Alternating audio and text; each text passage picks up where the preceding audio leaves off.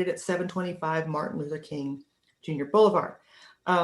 Over the past week, we've had about 199 new cases of COVID in Orange County. So we want to continue to encourage people to practice the 3 W's. Please don't, I know everyone's tired of doing this. I know it's winter and we're inside more, but we really, until the vaccines had a chance to get spread across the country, we need people to continue on the 3 W's. On a lighter note, we've had a couple of ribbon cuttings and groundbreakings this week, and I just want to share the one about the library lockers that are over at U Place. The lockers provide a safe, contact-free, and convenient way for people to pick up and return library materials. We were over there. It's really fun and new age. You just scan your after you make your reservation, you scan your library card and the locker pops open with your books. So it's really cool.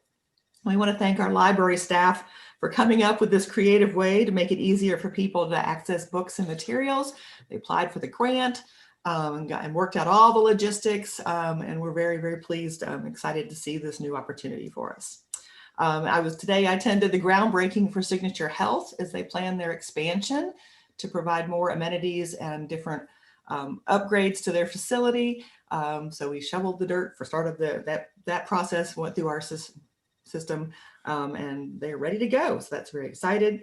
The Council Committee on Economic Sustainability will meet this Friday at 8 a.m. The agenda includes discussions of parking technology for the East Rosemary parking deck and a concept plan for North Chapel Hill. Meeting materials and Zoom link can be found on the town's calendar page now. So yay for that. Okay, I think that's all I have. Except for now we have to have our roll call that we do in keeping with state guidelines for virtual meetings. So as I call your name, please unmute yourself and say aye or present or here, whatever works for you. Mayor Pro Tem Michael Parker. Here. Councilmember Anderson. Here. Councilmember Boyncey. Here. Councilmember Gu. Here. Councilmember Nguyen. Here. Councilmember Ryan. Here. Councilmember Stegman. Here. Here, and I know she's not feeling very well, so we're glad you could join us and stay there. And usually in work sessions we go by first name, so I'll go back to that for now. But so the mayor is here too. Sorry, we'll go back to that. So, Mr. Jones, did you have anything else to share with us? No, ma'am. Oh, okay. Then we'll start off with Ms. Oland.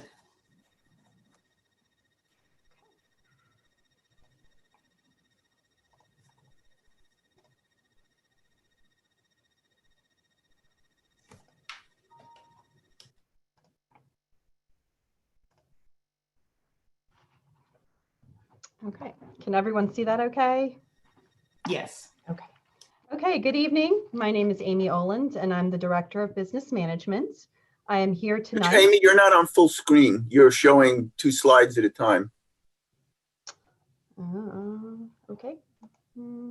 It's the notes screen. I don't know if it's 2 slides or just it's the notes. Yeah, well, the next slide is showing topics for discussion. So there we go. Okay. Now you got it. Thank you.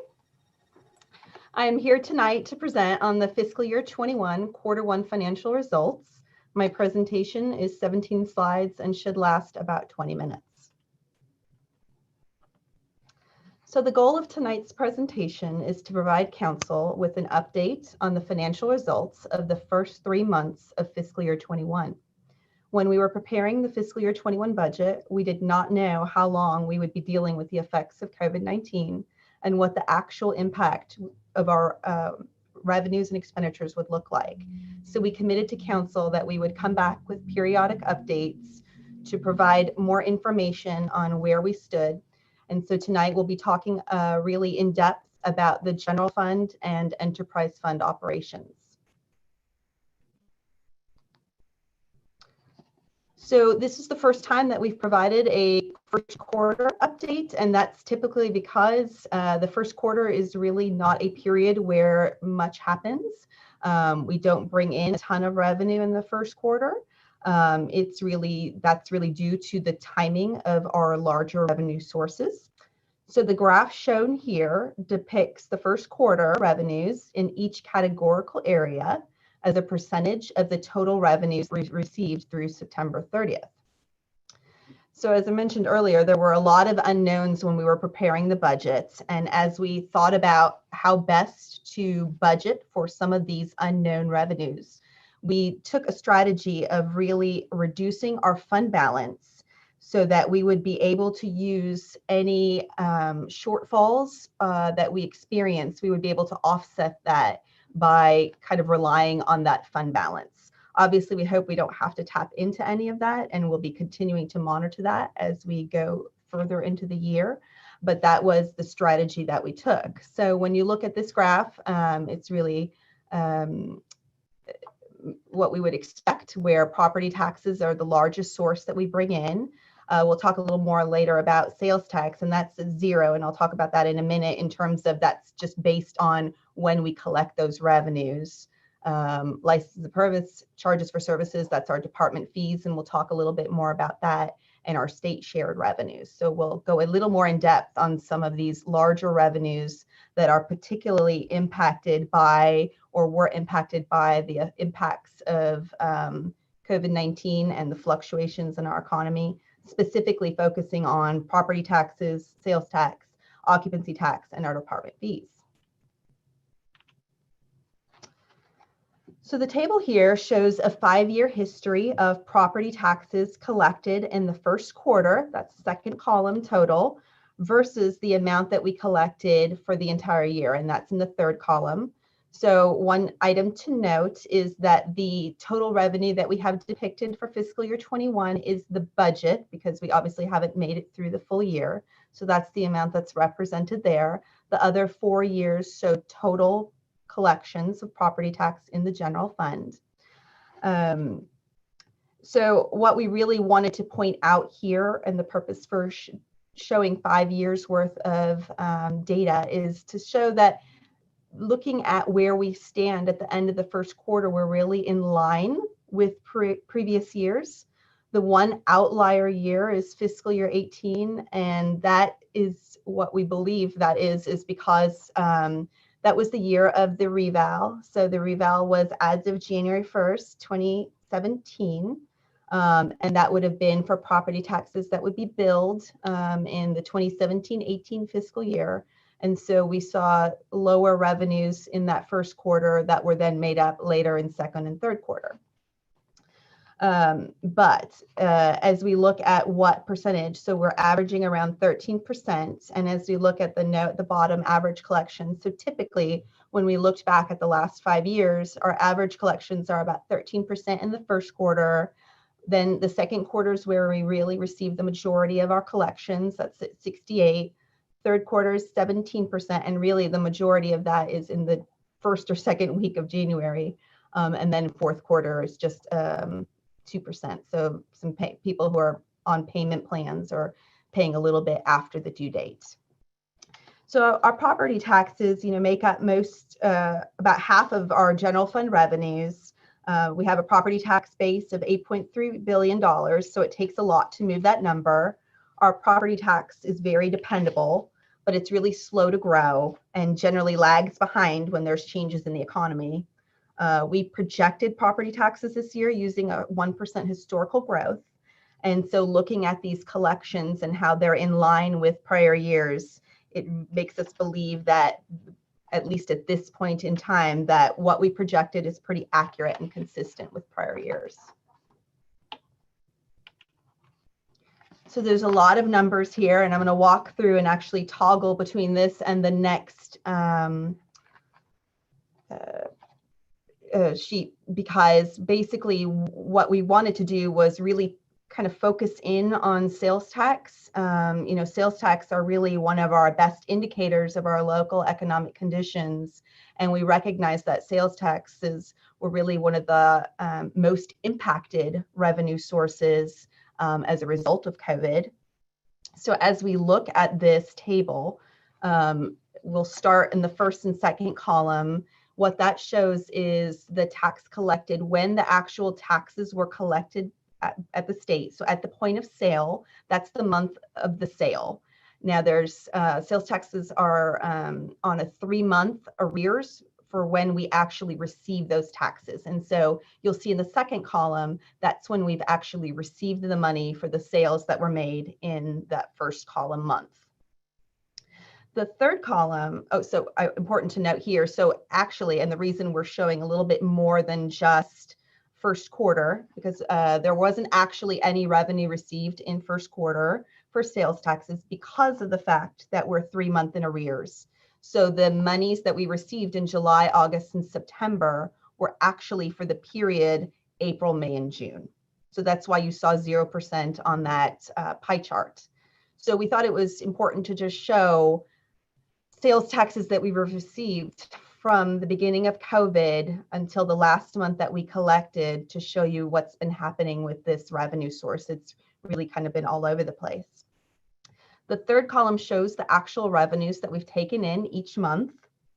The fourth column shows the percent change from prior year. So the way that we budget our sales tax is we look at the prior year and we tack on a percentage.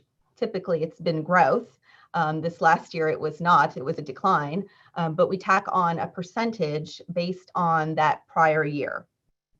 And so historically, I think really over the last like 5 or 6 years, we had seen about 5% sales tax growth. So what we would have done would have been to take the prior year month and tacked on 5% to approximate growth. Well, we knew that sales taxes were going to be impacted by COVID. And so what we projected, we were trying to be conservative. And based on conversations with council, we even wound up being a little more conservative than we were originally planning. We projected a 10% decrease for the remainder of the fiscal year 20, so March through June, and then a 5% decrease for fiscal year 21. So what you see in the fifth column under budget projection is those amounts that would have been calculated based on the prior year month and at that 10% or 5% decrease. And then the plus and minus is what we actually wound up bringing in, the difference between what we brought in and what we had projected to bring in. Amy, So what the black square over columns 6 and 7, is there a way? Yeah, let me see. Thank you. Does that help? Nope. I thought it was my computer, actually. Okay. That's a little better. It's still your notes. Yeah, that's better. Okay, I'm sorry. I don't know. I thought my computer was malfunctioning. Okay, hopefully you can see. Can you see it now? Yeah, we can see the column now. I can see the plus and minus, but I don't know if there's meant to be another. That's it. Yeah, that's the last column. Perfect. Thank you. Okay, no, thank you for letting me know. So what the takeaway from this is that basically at the end, the last 4 months of the fiscal year 20, we brought in $460,000 more than we had anticipated. And that was based on not our original budget, but our revised estimates when we were anticipating 10% decline for the last 4 months. You can see that the collections were all over the place. Our March, we were down about 5%. April was our hardest hit month. We were down 12% from what we were anticipating. May was much better than we had thought it was going to be, with only a 1.4% decrease. And then June actually and July, we had astronomical increases. Those were actually the highest months we'd ever received in the history. And then August again was down. So with the first 2 months of fiscal year 21, we're actually at a positive 6% growth. So that's much better than we anticipated. We thought we'd be at a 5% decline. It's really hard to determine what is going on based on this history all over the place. We knew the early months would be decreases because mostly, the state mandated close orders. So businesses were shut down and people were staying at home. Then as things started to open up, you can see some improvement. The 2 largest months, the months that we, were larger than any other collection we've had, we're still not 100% sure what's going on there, although we do think that some of this is attributed to the federal stimulus money. The purpose of that money was to stimulate the economy. And while those months are typically very high months for us, we've never had that kind of growth in those numbers. So it's really hard at this point to figure out a trend. The numbers are all over the place. So we're going to continue to watch the numbers. We've got a couple more months that we'll be looking at in order to start thinking about what revenue budget projections should look like for fiscal year 22.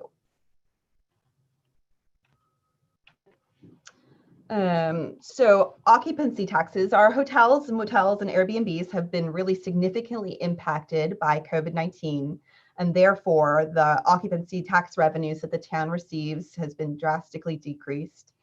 While it's not one of our largest revenue generators, it is really an indication of how our local economy is faring. So what you can see here, I've shown again a little bit more than just first quarter results. The way we collect occupancy tax is in 1 month arrear. So the money that we would collect in May would have been for April occupancy. So we would have only had the 2 months for the first quarter, which is why I've displayed that. And then what I wanted to show was pre-COVID, what numbers from July through February looked like. So you can see we were up 3%, which is typically we've been seeing growth in our occupancy tax numbers. So that's consistent. March, we started feeling the effects of COVID, and you can see that the numbers were just decimated in the early months. We can see some progress, but it's still slow growth. So we will definitely see impacts in the current year for the total amount that we'll be collecting compared to prior years.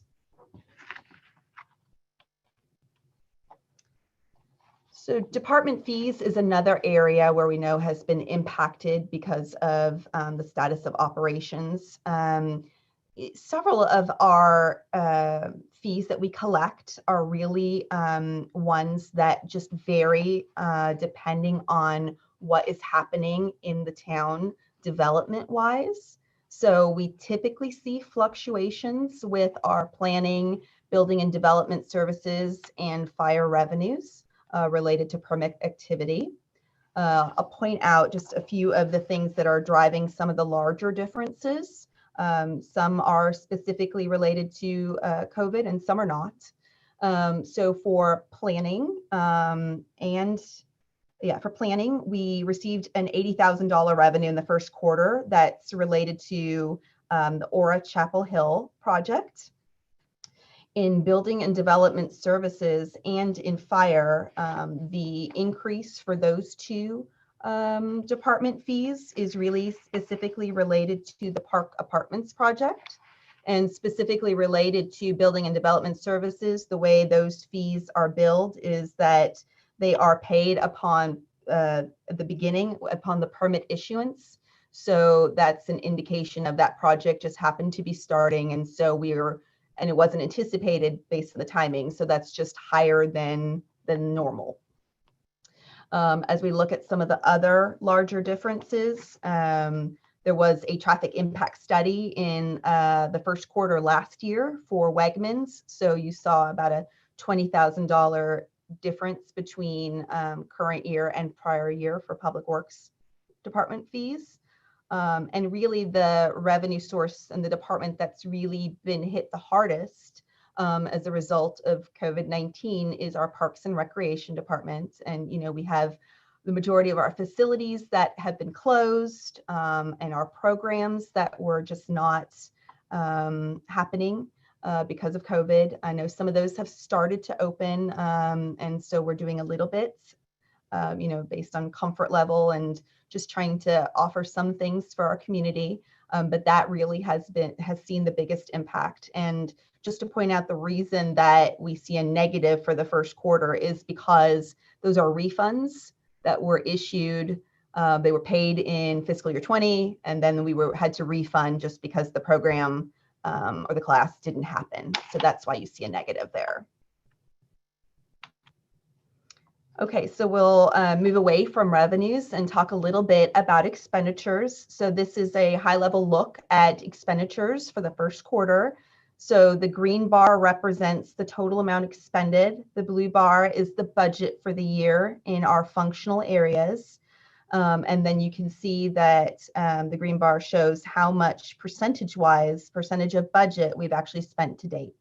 As we complete a quarter, we would anticipate that about 25%. We know some expenditures are not split evenly through the year. Personnel you would anticipate would be, and some of our operating are, seasonally specific. But so we would anticipate being somewhere around 25%. So we're under in all the areas, and we'll talk a little more in the next slide or two about some of those differences. Amy, do we not budget on a monthly or quarterly basis? Then we just do an annual budget for all these departments. We don't try to do it on a monthly or quarterly basis. So the budget is based on an annual budget. And I know when departments are putting their budget together, they're looking at what expenditures they have and what period they're expended. But no, as we're presenting this, it's budgeted as a total lump sum budget. So it makes it very difficult then, does it not, during the course of the year, except at a fairly high level, to understand if we're under or overspending our budget, since we don't budget. One could look at, for example, we've only spent, just 20% of environmental and development, but we don't know whether that's a good thing or a bad thing. Yes. So I will say that, not the majority, but about 70% of our budget is personnel. So we know that that's spread evenly. So when we look at the remaining portion of our budget, about 30%, maybe a little bit less, as we talk about operations, yes, that would be where it would be more difficult to determine what is causing. Is it seasonality or is it something else? So I think, we can get that information from departments. The departments know what's happening with their budgets, but it does take some digging into the budget to figure out what's going on. Thank you. So as we look at personnel costs, again, we talked about, it's about 70% of our budget is personnel because we are a service organization. What this table does, it compares fiscal year 21, which is in green, and fiscal year 20, which is in blue, personnel costs around the general fund functional areas. One thing I wanted to make sure we talked about was, one of the big areas that contribute to the amount that we save at the end of the year is really the result of personnel savings. Vacancies create these savings, which we rely on to help offset the amount of fund balance that we use to balance our budget. So on average, we have about 10% of the town's positions, which is somewhere in the 60 to 70 range, that are vacant, which is pretty consistent with other municipalities in the region and municipalities our size. This is really the result of natural attrition. And specifically for us, I know some positions that tend to be more difficult to fill. And I think that, has a national impact as well. Let's see, let me move this. Police is an area where we have some difficulty, and bus drivers and inspectors. Those are areas that tend to have vacancies and hold those vacancies. So in addition to the regular hiring savings the vacancy savings that we receive, we put into effect as a result of COVID, a hiring freeze in April. And so in the first quarter, we've saved an additional $702,000 because of the hiring freeze.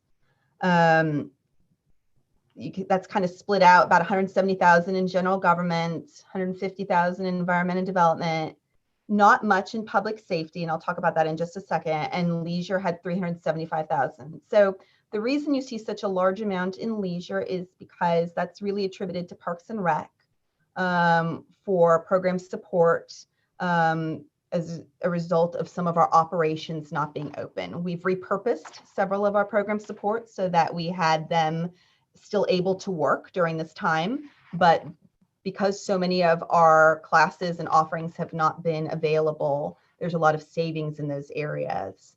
Amy, I have a quick question for you. Yeah. Is this over and above the normal 10% we run, or this is total? Yes, this is over and above the normal savings that we receive. Okay, thank you. Yeah.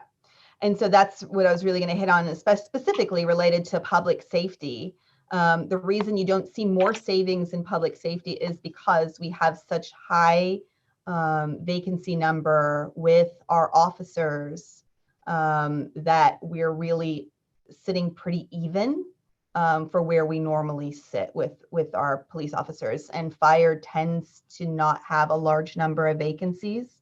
And so that's kind of what drives that bottom line. So as we look at this, it's not really a long-term solution. There's an impact to our operations and our existing employees by holding this large number of vacancies. So we're trying to balance that cost with the need to help, with finding offsets to our revenue shortfalls. And currently we're sitting, we talk about normally 60 to 70, we're currently sitting at 110 vacancies, 24 of which are in transit and 23 are in police, and the remainder are kind of spread throughout the organization. Is that having any adverse impact on our ability to deliver services? Well, the services that we're carrying out are modified in several of our areas now because of COVID. Several of our operations are not open, but we are starting to feel the impacts. We hear from departments that, our existing employees are feeling those impacts, the increased pressure on our existing employees. So I think we were talking about finding that balance. We're trying to weigh that cost of making sure that we're not negatively impacting our services alongside with trying to find and generate some of those savings. So it's been a balance. We're having meetings every other week with the manager, our human resources director, and myself to talk about department requests to hire positions. We talked about having a process so that we're having conversations and trying to weigh the costs and benefits of filling the positions and really trying to understand the department's needs so that we are not impacting those services that are valued by our community, but yet still trying to provide some savings where we can. So as we went into the fiscal year 21 budget, our department operating budgets were already lean. We asked departments, however, to be mindful of all spending and to hold off on any purchase that they could hold off on until we were a little further in the year and had a better understanding of the longevity of COVID and the effects on the town's budget. So as we look, again, fiscal year 21 is the green bar, fiscal year 20 is the blue. The largest savings that you see is in environment and development. And really that is because they are the ones who had to absorb the majority of our budget cuts that we put in place in 21. And that was specifically related to maintenance and vehicles. And that's where you see the majority of those purchases. And so that's why you see a much reduced cost. Across the board, we have savings in areas like training because people are not traveling for classes. And so costs are down in certain areas, but that's really kind of the biggest cost savings that we're seeing. So now we'll move away from the general fund and talk a little bit about the town's enterprise operations for transit. So as we talked about earlier for the general fund, property taxes were collected at about 13% in the first quarter, which was very comparable with prior years. Intergovernmental revenues are lower than in the first quarter compared to budget. And that's really just, again, based on the timing of when we receive these types of funds from the FTA, from the state, and for our bus rapid transit. UNC, so the contract with UNC is still being negotiated, and that is pretty typical. We don't typically have that contract set in place at the beginning of the year, but it is a little bit further delayed just because of COVID and everything happening with the university and just trying to get all the right parties together to carry out these negotiations. So we don't anticipate any issues, but we just did not receive any funds from UNC in the first quarter. We brought to council on October 28th an item to talk about the SMAP funds. So the state did take away the SMAP funds, the state maintenance aid funds for transit agencies. And so that was about $2.4 million that were taken out of the transit budget.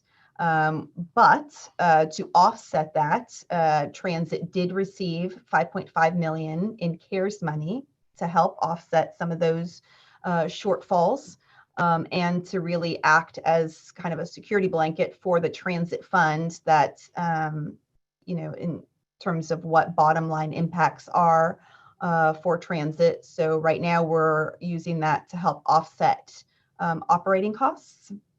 And we'll see what things look like at the end of the year for transit to see if any of those monies could be used for capital purposes. There was some appropriated fund balance that was carried forward from the prior year, and that's specifically related to the bus rapid transit project and for the, really the north-south project. And note here that really expenditures are very on target as we talk about, being a quarter of the year in. Personnel and even operations are very close to what we would anticipate at this time of year. So our parking fund is the fund that has been the most impacted as a result of COVID and as a result of the university not being in person. So as a result of COVID, the town stopped charging for parking to help stimulate the economy downtown. So we didn't charge from March through July. We resumed charging parking fees at the new hourly and monthly rates as of August 1st. And those rates were, I think we've talked about before, just to make the parking rates charged downtown consistent across the board. So really what we're doing at this point is just trying to monitor parking expenses to help, reduce costs wherever we can to help reduce the shortfalls that we are seeing.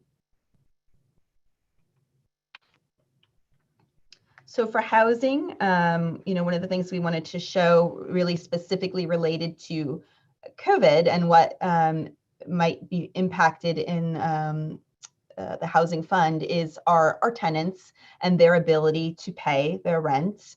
We know that we've had people lose jobs and their income has gone down. And so we wanted to show impacts to the housing fund.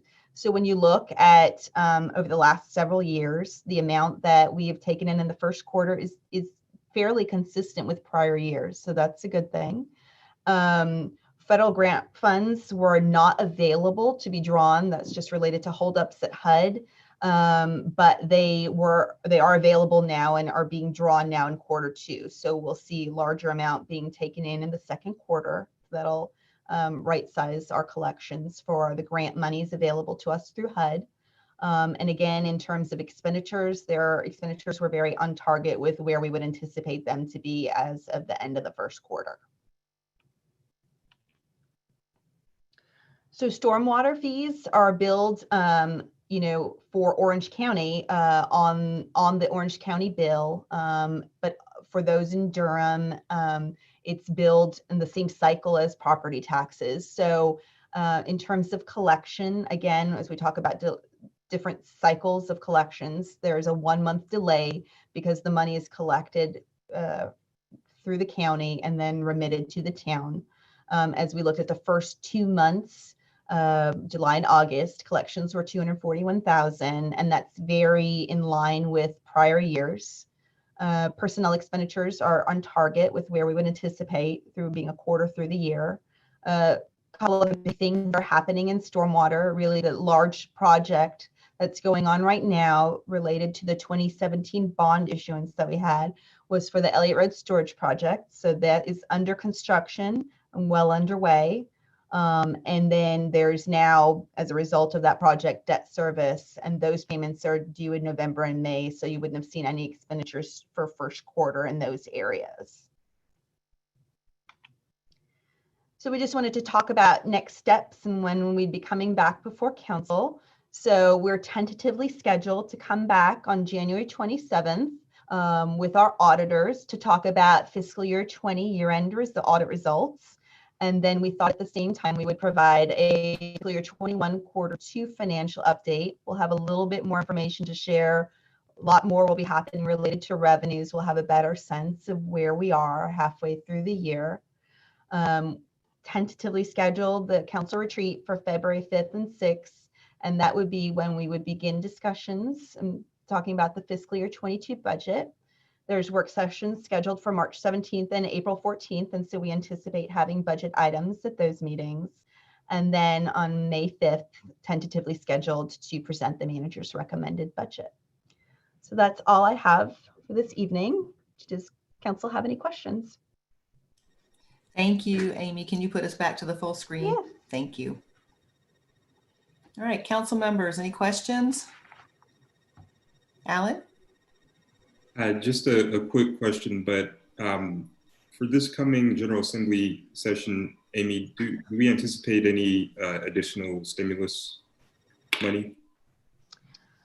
I don't know. I mean, I know that there's another stimulus bill going around, and so there's lots of conversation about what might be. We'll continue to monitor, and we will make sure that we inform council as soon as we know anything. But we'll keep our eyes on it. Thank We you. hope so. Michael?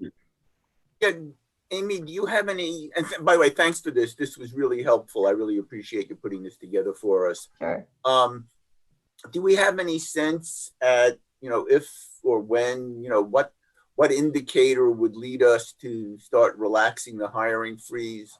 It looks like, we're doing better than we thought we would. I'm just curious as to, if you have any visibility on what happens with the hiring freeze over the next several months. Yeah, it's a great question. I mean, I think, when we put the hiring freeze in place, we originally talked about doing it through the end of June, and there was still a lot of unknowns at that time. So we've kind of been just playing that by ear and seeing what numbers look like. I think the thing that gives us hesitation is the fact that sales tax is so up and down, and that's such a big driver for us. We have, several fees that are coming in lower than we anticipate just based on operations not being back up. And so I think we'll need to continue to monitor. What I would say is if we could get a couple more months of sales tax in, and if it could level out and it would give us some kind of indication that we could at least know what to anticipate, that would be helpful.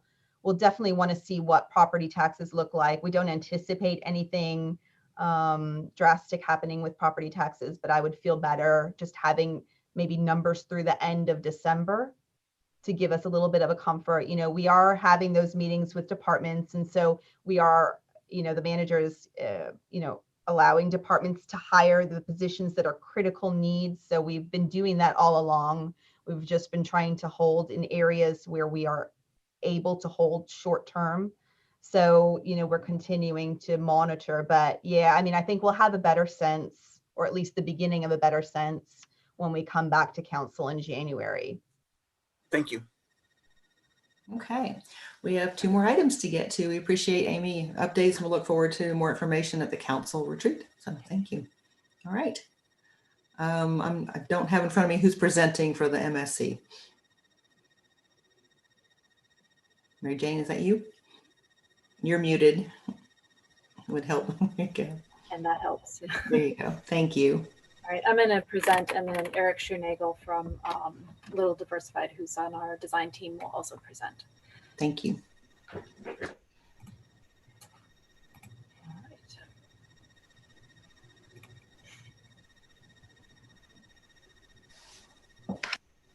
And are you seeing the slides?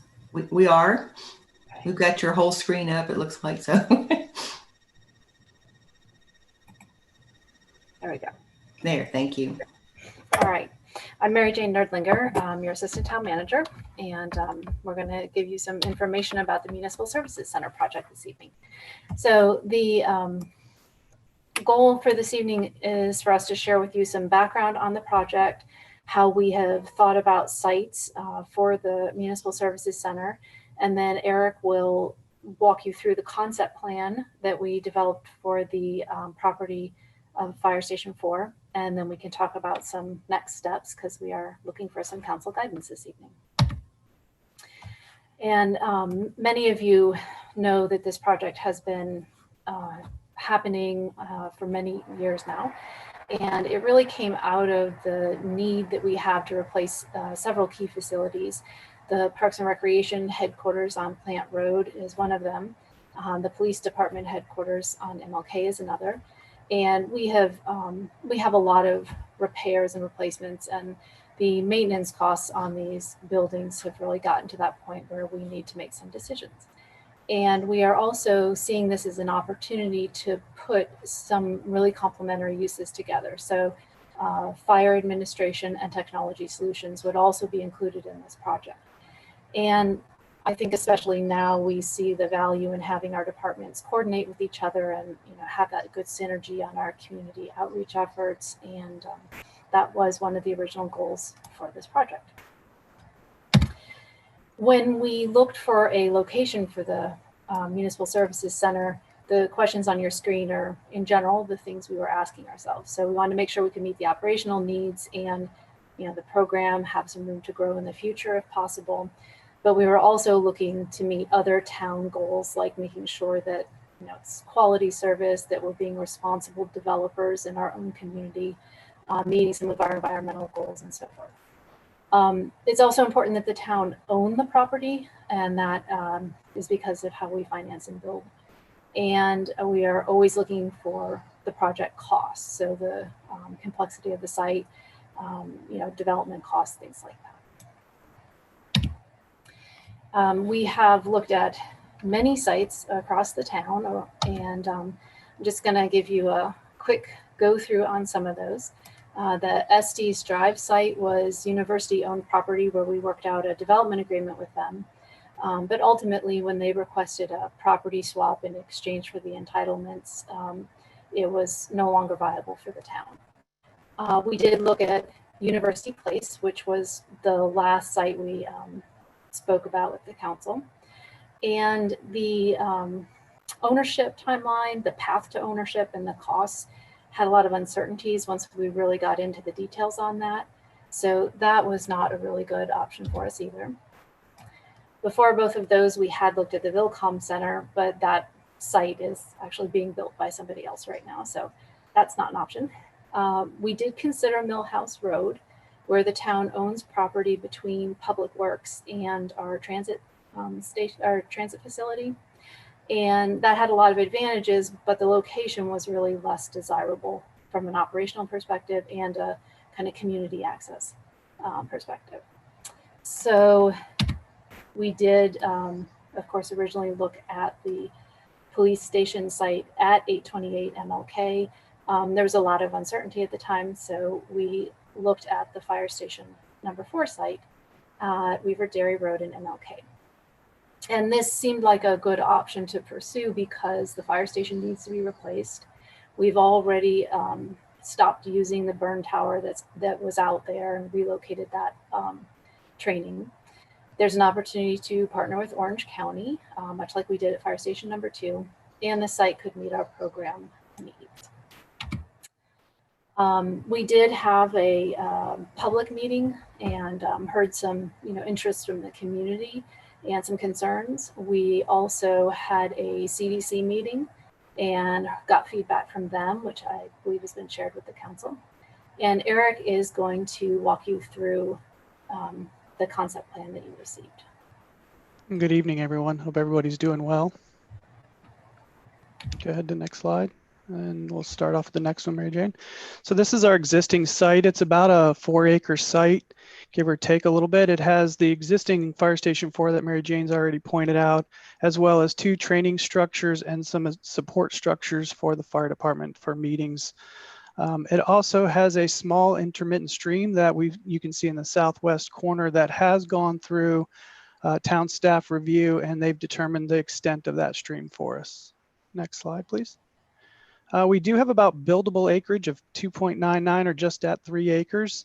We know that we can't build in the southwest corner in the RCD buffer, and we also know that we don't want to utilize the whole site if we can help it. So we are looking at a compact footprint. 22-foot setbacks occur on the northern edge, and then 8-foot setbacks to the perimeter. And there's a strong grade change from the northeast to the southwest corner. Thank you, Mary Jane. Next slide.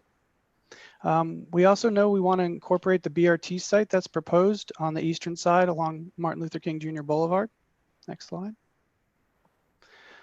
We have heard that the safety is a concern in the area, so we are looking at that. We think a pedestrian plaza in the northeast corner will help support the BRT stop, as well as integrate pedestrian pathways in a safe way that we'll look at in just a minute. Next slide. We are looking at this as the proposed site. Again, it's concept level, very high level at this point. We are locating the building in the northeast corner of the site to respond not only to the existing context of the built environment up there, but we also believe that it can act as an entry piece as the way into town, an entry element for the site. We are looking at a tabletop parking structure that can help mitigate the amount of parking that we have to put in there by making it more compact and stacking that. It is only one story, as you'll see in a site section in just a little bit. But we do believe that helps us contain the buildable area. We're also looking at storm measures along the street to be more visible and showing how the town supports stormwater management in a positive manner. And we just, for clarity, we cannot build in the southwest corner where the stream shows up. Next slide. We just wanted to give you some context in relation to the existing neighbors. It's about 300 feet from the edge of the property that we'll be building to the nearest neighbor's house. Next slide. Just a quick site section to give you an idea of what we're proposing. As we mentioned before, pedestrian safety is a big concern. So we're looking at a planning strip and a multimodal pathway that happens along Weaver Dairy Road to help capture that traffic from the pedestrian and bicyclists and move it inboard into the site and separate it and create a buffer, a planted buffer between the automobile traffic and the pedestrian safety. You can see the idea of the tabletop deck and using those grades that I spoke of before, and how by using the grades and creating a tabletop deck, we can really minimize the impact to that. And using the stormwater control measures, in this case, it'll be a bioretention cell. We'll use native and adapted plantings to help with the biodiversity of the area, as well as screen the deck. Next slide. This is just a conceptual view. We haven't really gotten into any materiality with this, but it's just trying to show the overall context. Show you the site plaza that would happen at the corner that would integrate into the building and incorporate the BRT stop. We are proposing that the fire station discharges in the exact location it is today, but it would be in a controlled pattern for emergency response. And so we would look for opportunities to coordinate that with site signalization or street signalization to help keep that area free from automobiles when the fire department is trying to respond to any emergencies. And if you look just in the very right-hand side at the bottom, you can see the tabletop deck just kind of poking out and how it's really minimal in relation to the overall building that you see at the corner. Next slide. From our conversations early on with the neighbors, we know that light trespass is a concern not only for them, but also for the town as a whole. And so the modern LED fixtures do have integrated shielding that prevents any light from going not only horizontally up to pollute the night sky, but also vertically beyond the edge of the property. And so we believe that will help mitigate some of those concerns, but there's also the ability to look at additional shielding on that would prevent the sight lines to the fixture itself and just help maintain this area for the neighbors that live nearby. Next slide. And finally, for the mechanical and generating equipment for the site, which we have to have obviously for the building to function, we are looking at putting that in a location on the site that a site wall would be able to block the sound transmission to the neighborhood. We'd also enclose, in this case, the generator in a sound attenuation box, which basically keeps all of the sound inside of the generator enclosure itself. So I think that was it. Thank you. Thanks, Eric. So we do, Mary Jane, are we going to take questions now, or do you want to? This is just particular to the Fire Station 4 site. Do you have any sort of rough budget idea on the cost on this? Do you Mary want me Jane, to are you address that, going Mary to Jane? get to that when we get to all these proposals? well, what I was going to say is that it's pretty early for us to have good construction numbers. You know, we will try to work close to the budget that we had for the other projects. Eric, were you going to add something to that? No, I think it's at a conceptual level, it's really early to try and do that. We'd be best guessing at cost per square foot, and we'd need a little bit more information to do that, but we can certainly come back with a cost estimate as we move forward with any design evolution. Thanks, because especially if we're going to be weighing options, that's going to be obviously really important to know. Yeah. What I can say about this site is that the site work is fairly straightforward. It doesn't have some of the challenges of some of the other projects. Doesn't have the upfront costs that like the university site did. And Orange County, if they were going to partner with us in this property, would pay for their share of it. We worked an agreement out like that with Fire Station 2. Okay. Michael? Yeah, just out of curiosity, do you have any sense of the height of the building? You know, the building is obviously a lot higher than the parking deck or whatever, relative to the neighbors. So is it much higher than the existing, to the neighborhood houses, lower, about the same? You know, you showed the distance, but you didn't sort of give sort of an elevation to see what the height differentials are. It's still really early to know what the final height is. We are planning on 3 to 4 stories, which matches the buildings that are adjacent to it. There's a 4-story apartment building and 3 to 4 story buildings across the street. So we believe it'll be in that same height. The actual height of foot will depend on kind of what program goes in there, and will be something that we develop as we move forward. And then related to what you just said, it's comparable to what was once called Charterwood. I don't know what they call it, but it's called these days, the apartments nearby. Topographically, is the site lower, higher, or at the same level as the site where the apartments are?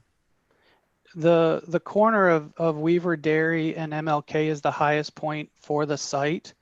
And it does slope along Martin Luther King Boulevard down towards that. So it does fall a little bit, but it's actually fairly flat, frankly, along MLK.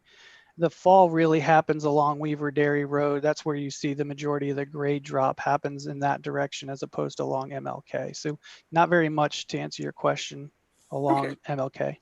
I was more concerned about the height gradient along Weaver Dairy and whether sort of the first floor of the proposed building would be roughly at the same height as the first floor of the apartments, or would it be significantly lower? I think the first floor of our building would be higher than the first floor of the apartment building next to it, wouldn't it, Eric?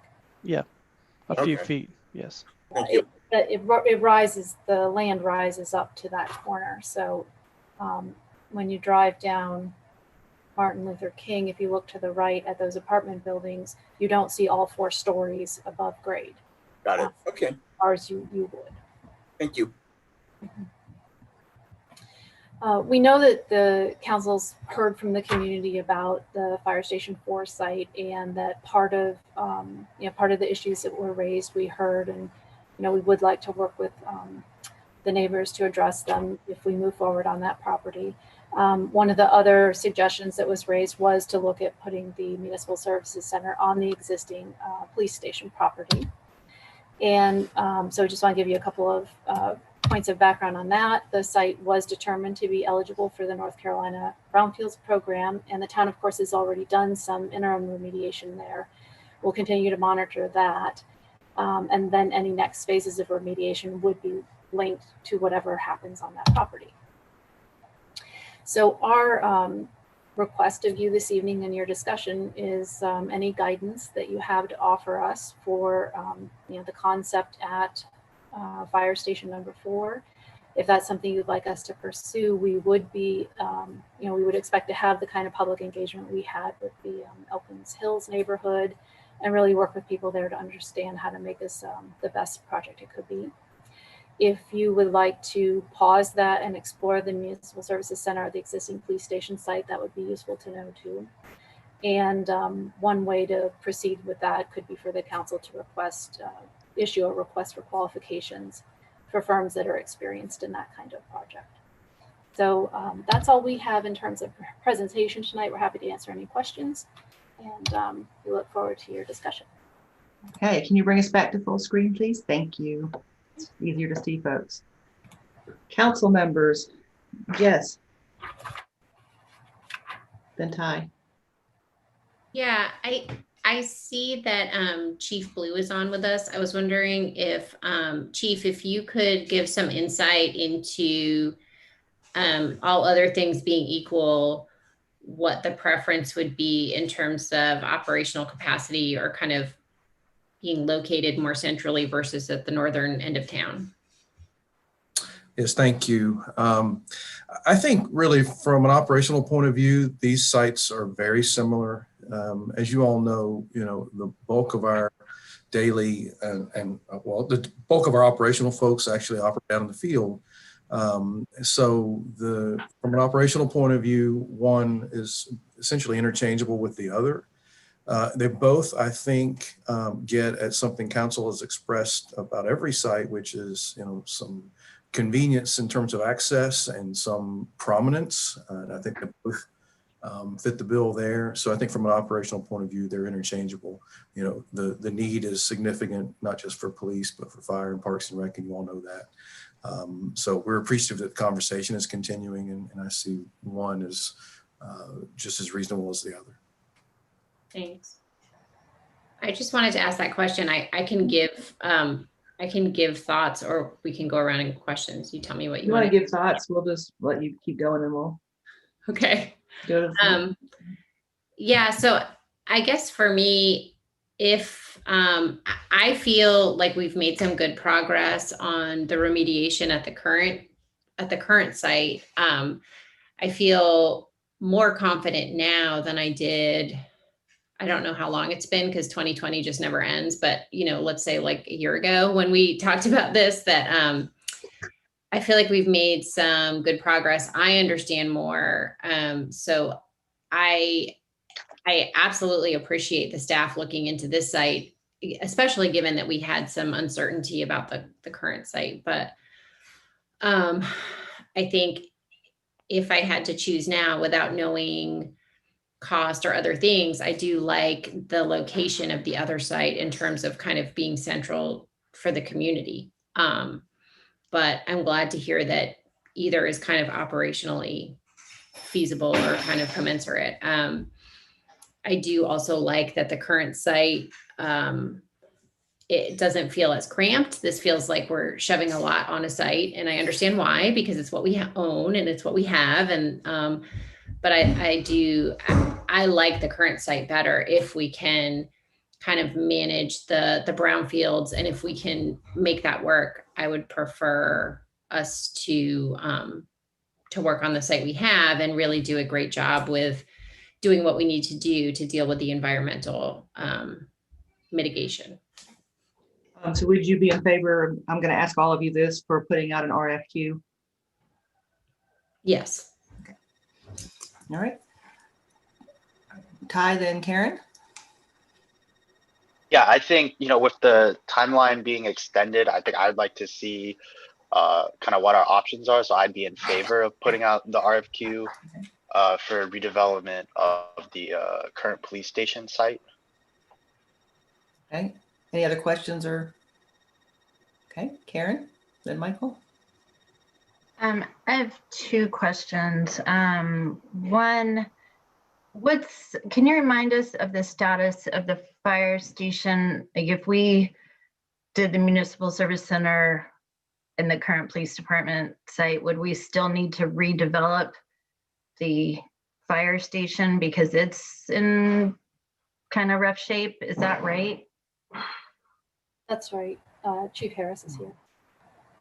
Yes, so we actually have put the fire station redevelopment for Station 4 in our CIP, and it's actually slated for 2023 starting. Our training center actually was in the 21 CIP project, so it's still coming up for replacement now, along with a couple other stations. Okay. That's definitely a consideration. I guess my other question was around Orange County, the potential of the county to collaborate. Is that only if we do it at the Weaver Dairy location and not if we went forward with the current site, or is it an option either way? So we'd have to go back and talk to them. Their appeal for the Station 4 site is they don't have good coverage for their units, whereas they do have better coverage for downtown Chapel Hill. So they were really interested in partnering for that kind of coverage area there. Okay. Thank you. That's helpful. I mean, I'd still be interested. I think I share some of Jess's thoughts around location, and so I'd definitely be interested in RFQ for the current site just to see what our options are. Definitely sounds like there could be some cost drivers that make the Weaver Dairy site make more sense in other ways, but I definitely want to keep our options open at this point. Okay. Michael, then Alan? Yeah, a couple things. I think in principle, at least, I like the Martin Luther, the 828 site better, because I think while it's operationally, I think, equivalent for the police and obviously the fire, but in terms of parks and rec and in terms of things like public meeting rooms, which I believe are going to be included, I think having it more centrally located is going to be beneficial to, a larger group of residents. So I certainly like to explore it. I think that completely pausing the Weaver Dairy at this point would be probably a problem, because if we do go for an RFQ or something like that, at some point, we're going to have enough information, it seems to me, to do a cost comparison of both. So if we stop working on the Weaver Dairy site and start working on 828, when it comes time to make a final decision, I'm not sure that we'll have all the information that we'll need to make that decision. And lastly, while I definitely, want us to pursue as much as we can the 828 site, I think we should go beyond just the basic RFQ.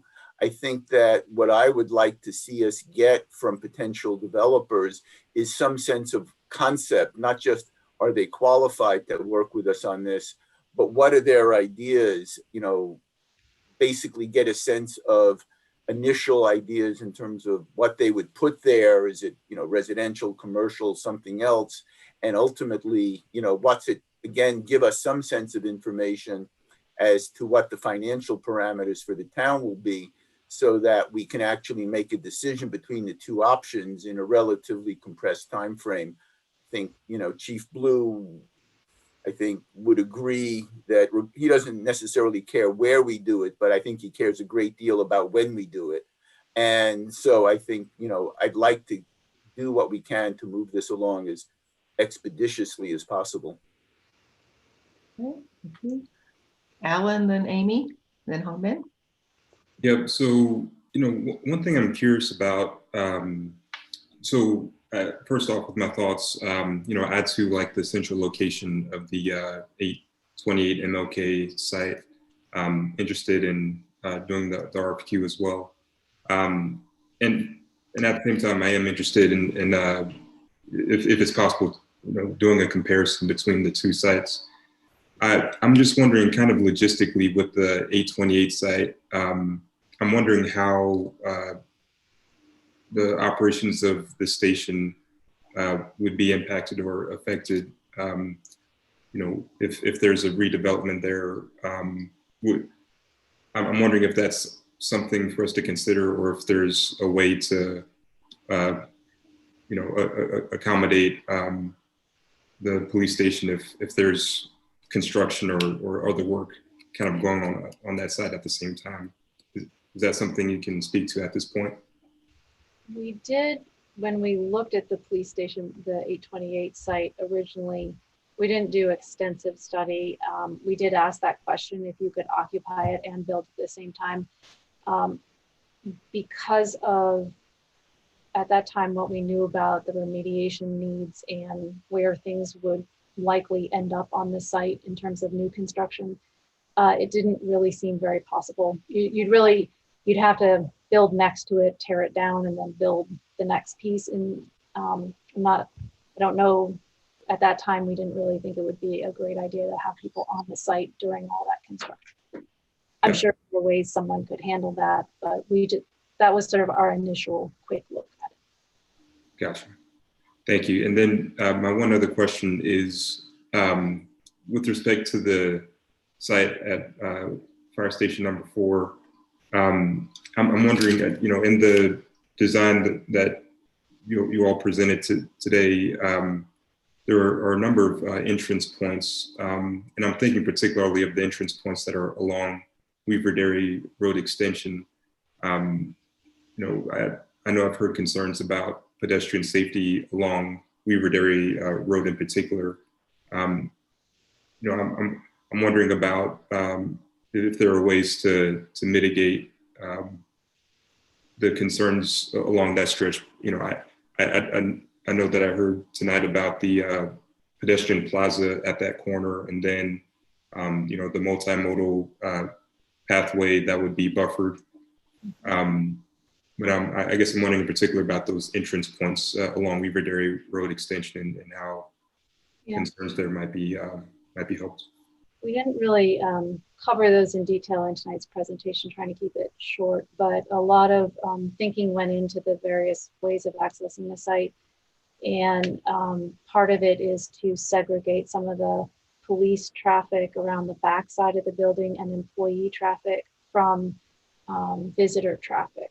So the vision was that one of those entrances would really take you on top of the tabletop deck for visitors, people coming, just for whatever business during the day, and that employees and police would use the second access to park under the deck or come around the side. So, it is a tricky site because you are at the corner, but it felt like the multiple access points helped us actually separate and protect some of that traffic flow. Gotcha. Thank you. Is that, Eric, is there anything else you would? You've addressed most of it. I think our plan would be to pull the visitors to the building to the back side of the building to an entry point closest to them off of and away from where the fire department is. So we kind of bring them away from that. So we separate those two, to your point, Mary Jane. Thank you. Amy, then Hong Bin.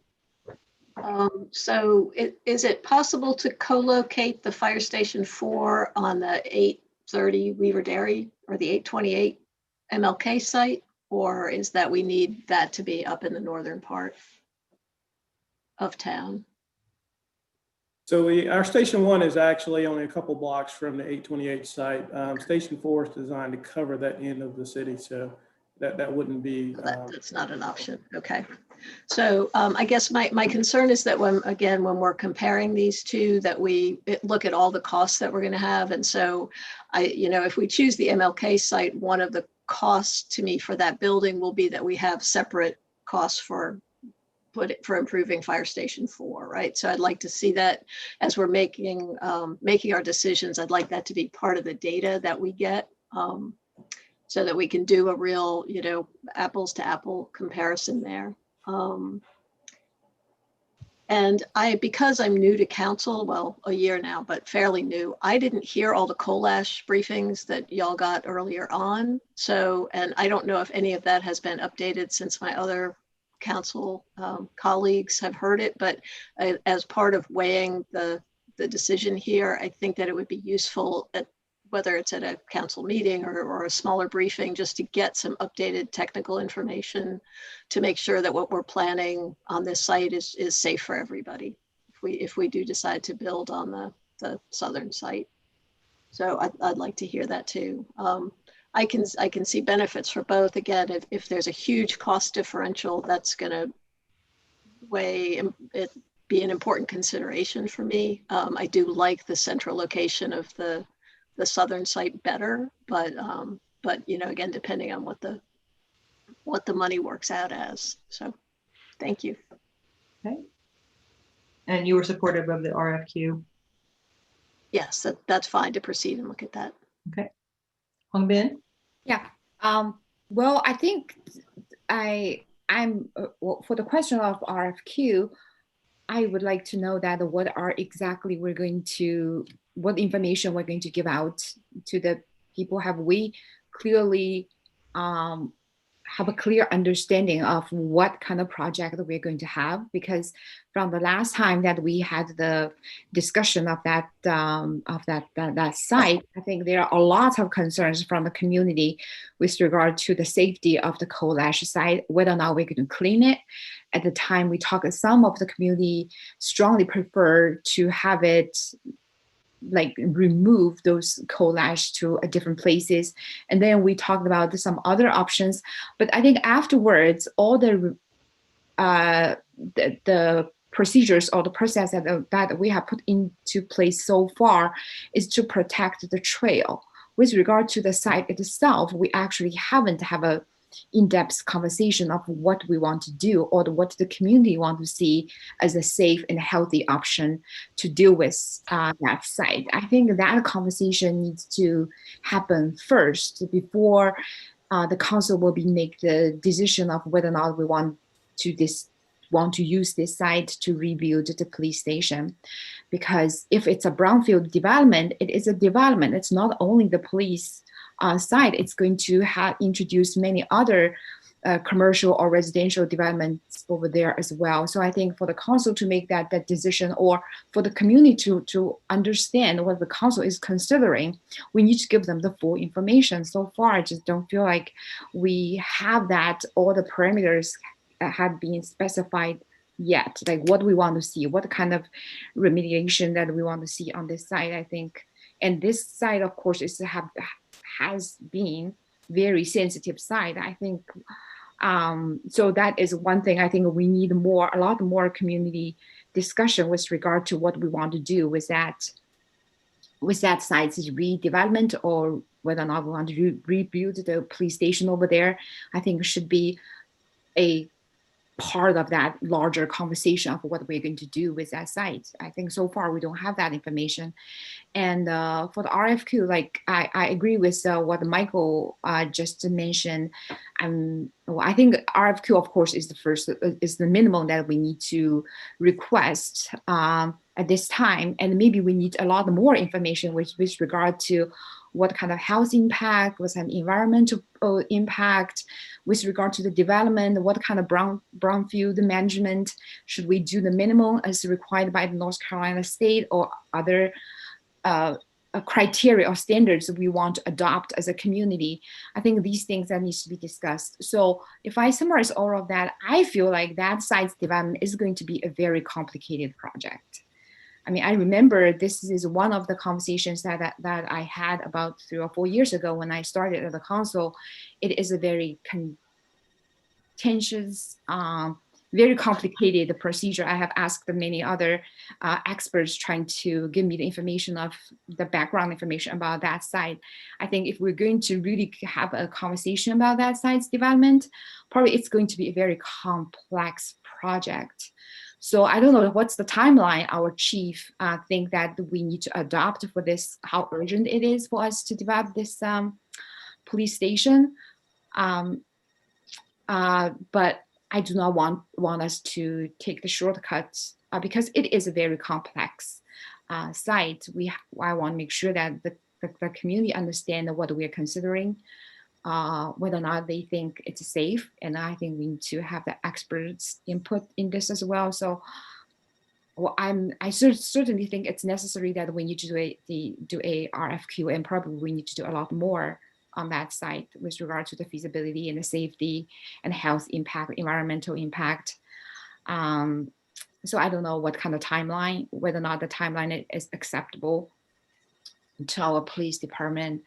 With regard to the 828 Weber Dairy Road site, of course I have heard the concerns from the community, but I think that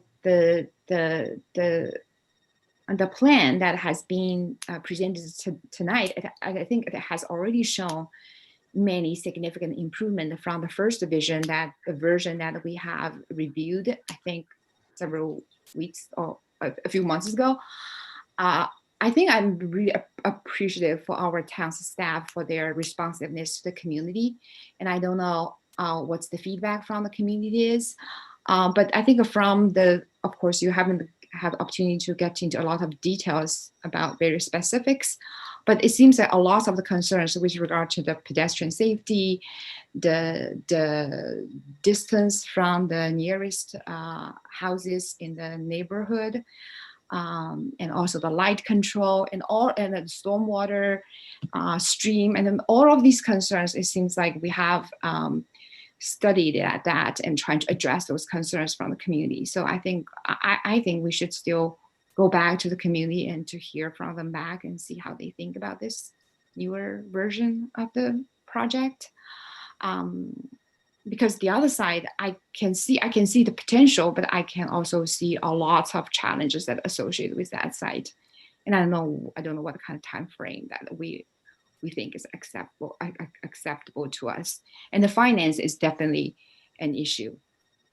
We cannot talk about that side, the brown side development, without knowing all the specifics, how many other commercial development, residential development, and how much it's going to cost our town to develop that site into consideration. So it's hard for me at this time to say which one is my preference, but I just feel like there are a lot of parameters that we need to specify, and we need to seek the community input on a lot of things that we talked about.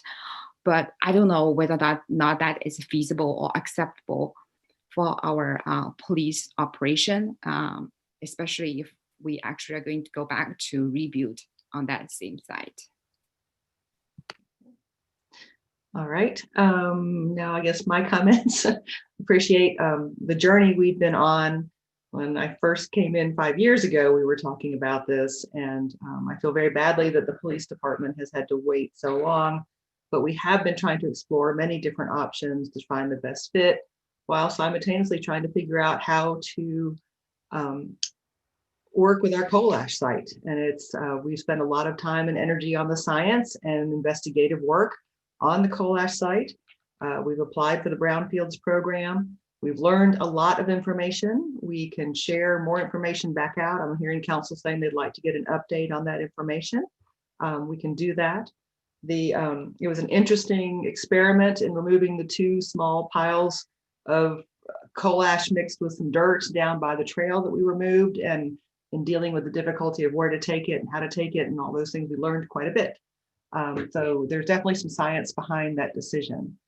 That being said, I personally would like to compare the 2 sites. You're hearing from council members too, that in order to compare, they're going to need more information about cost analysis, pros and cons. And so I think that's something that we should pursue. It's sounding like you want to pursue both options just to see where we shake out on that. I heard a lot of support for the RFQ, which I support as well, in trying to figure out. And I think, I know the timeline seems like we keep going on, and I do feel badly for that, but I think we can make some better decisions if we're comparing. We have actually scoured the rest of the town trying to figure out a location that would make any better sense. And between the cost analysis of buying property that we don't already own, or trading property, or location that's not centralized, or location that has an issue, I think we pretty much are down to these 2 sites at this point in time, instead of just saying, let's start over again. I do share some concerns about the Weaver Dairy site that I'd like to know if there's any way to work around not having the drive aisle behind the parking deck. Is there any way to come in at the end of the parking deck instead? That constant motion would be distracting to the neighborhood situation there. That's a lot of coming and going, but I don't know if that's possible or not. The parking deck itself is not very tall, and I met with the neighbors as well, and they had expressed some of the same concerns about light, noise, activity, traffic. So I think it's good that you're checking into those different, and stormwater, checking into how to remediate those if we go there. That site needs to be, that fire station needs to be redeveloped. when Orange County partnered with us on the fire station number 2, it was about $500,000 that they contributed to having the EMS locate there as well. I know that they are very interested, as you heard Chief Harris talk as well, but we can continue those conversations, whatever decision is made, we can continue those decisions on that. I'm trying to think of what else. Location wise, I know that the 828 MLK is more central. They're both on the transit. They will both be on the BRT line, those sites. So that was important to us as well. It's also important that the employees that are in the building have access to other amenities, walkable stuff. And I think both sites lend themselves differently to that, but they're not too far away from too many things. And we are talking about moving the Parks and Rec administrative staff there and a few other elements there. I think when Mary Jane, when that comes back, we should share what we're talking about so the public understands. We're talking about some public meeting rooms that are available. At other times, we're possibly talking about some other staff folks being there. We're not going to run a jail. That was a concern some people had. We don't do that. We do have an evidence room. It's very small right now, but the functions at our police station, and you can check with the current neighbors of the current police station, will tell you the noise is minimal because most of the routes, our public safety officers are out on routes. They don't like all peel out from the police station at once. That's not how it was, sirens blazing. That's not how it works. So that kind of noise conversation needs to be had too, so people understand the functionality. Is it still a 6 a.m., 6 p.m. switch? Yep, that's correct. Yeah. Yes, ma'am. Yeah. So Mary Jane, do you have enough information from us to be able to come back? Yes, I think that's very helpful. Okay. So you're going to look at the conversation. Cost analysis. We're going to put together the RFQ, and you'll be able to give us a timeline perhaps of how long that process might take. And then we're going to get a coal ash update either at regular council meeting or some way to do that, maybe back at a work session. We'll see. And when you say timeline, do you mean a timeline for an RFQ process? Yes, please. Okay. Yeah. I mean, there's been concern, as you heard, expressed about how this would add to the timeline of this process. So we need to know, I don't think any of us truly understand how long it takes to put together an RFQ, how long it takes to allow for responses, and then to come back with information. So we need to know that kind of timeline. Great, thank you. Okay, and did you have any other design questions for the design at Weaver Dairy?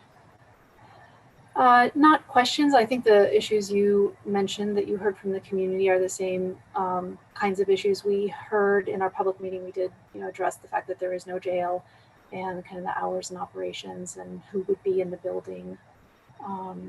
We did talk about that rear access and why it's pretty important to the site, but that is something we can, look at. And we haven't done a traffic study or talked to DOT. So there's some more work that would happen before we had a final plan if we got to that stage on that site. I know when you were considering the Estes Drive site in that neighborhood, and there was a drive aisle in the back as well there, we talked about berming it and putting, evergreens so that you would reduce the headlight and the noise from tires. And so maybe that's another way to look at this as well, bringing it back, absolutely. Really taking in consideration the neighbors that are closest. Yeah, I think we'd want to have a really good dialogue with that community, because that's what worked at the Elkins Hills site. That's what made it work, was that we were able to hear what the concerns were and figure it out together. Okay. All right. Okay. Thank you for bringing this forward. And I know that we took a different journey. This was on concept plan for a council meeting, but it kept coming late, and council members and the public, and this will come back to public hearing at some point. I'm not sure what iteration will be back in now, but it sounds like it's going to be a comparison of the two sites. Okay, great. All right, thank you. Thank you all. All right, that brings us to our next topic, which is short-term rentals. I think we have a presentation up. Anya? Yes, we do. Are you able to see my PowerPoint at all? We can see it, but we get your whole screens. We've got the whole, yeah. Thank you, sorry. The red line hides a lot easier when it's like this. Okay, you can see the full screen now, right? Yes. Great. So good evening, Mayor and Council. I'm Anya Grun with the Planning Department. I'm here tonight with Rebecca Badgett, an attorney at UNC School of Government. The past year, Rebecca has been working with the Planning Department to help us develop an ordinance to address short-term rentals, or STRs, and she's going to be facilitating tonight's discussion with all of you. We have about 12 slides, and we anticipate this discussion taking about 45 minutes. So tonight we are looking for your feedback on both dedicated short-term rentals as well as hosted and unhosted STRs. Just as a reminder, we want to make sure that we're all on the same page as far as the terms that we're using. A short-term rental, or an STR, is the rental for 30 days or less. We've always talked about this as 3 types of rentals. So the first one is the hosted rental. This is where the primary resident is on site with the guest. They might be renting out a spare bedroom, or maybe there's an accessory dwelling unit. And under our current land use management ordinance, or LUMO provisions, this would be allowed under a home occupation. The second type is the unhosted rental. So this is where the primary resident is not on site with the guests. It could be a rental of an accessory dwelling unit when the primary resident is not on site, or the whole unit. This is currently allowed in the LUMO as a tourist home or overnight lodging, and the overnight lodging definition is specific to the Blue Hill District. And then finally, the third type of rental is the dedicated rental. This is where there is no primary resident. For tonight's discussion, we're going to focus on this being where the rental is occurring for 180 days or more per year. Oh, is my screen stuck? Is it not? It did not move along. Sorry, Anya. Let's see if we can make this work. I apologize. Let's see here. I might have to have Rebecca share her screen.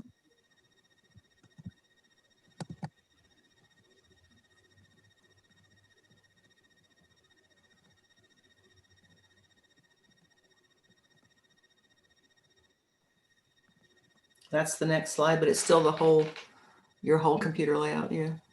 Are you seeing a chart with different types of? Yeah, but it's got the notes and. How's that? That's better. There you go. Okay. Yeah. Sorry about that. I seem to be doomed when it comes to technology on these meetings. Anya, can I ask a clarification? I got this question earlier. You have this chart up and it says the current LUMO would allow, but we're not currently having people do this, right? We don't have anybody filing for the home occupation or filing to get a permit to do any of these, right? For the most part, we have not. There's been a couple of people that have come in for the home occupation. The definition for home occupation does make it a little difficult to fit with the short-term rental use, because it generally limits the square footage of your home occupation to about 750 square feet. So, if you're allowing your guests to, not just use a spare bedroom, but also share with your living spaces, that usually goes beyond 750 square feet. The tourist home and the overnight lodging also have specific definitions. The tourist home is usually, I think, 3 to 9 units and requires like some buffers and some additional requirements like that. And so that also makes it very difficult. I don't believe we have any permits for tourist homes. And then overnight lodging, like I said, is just a definition that gets used in the Blue Hill District.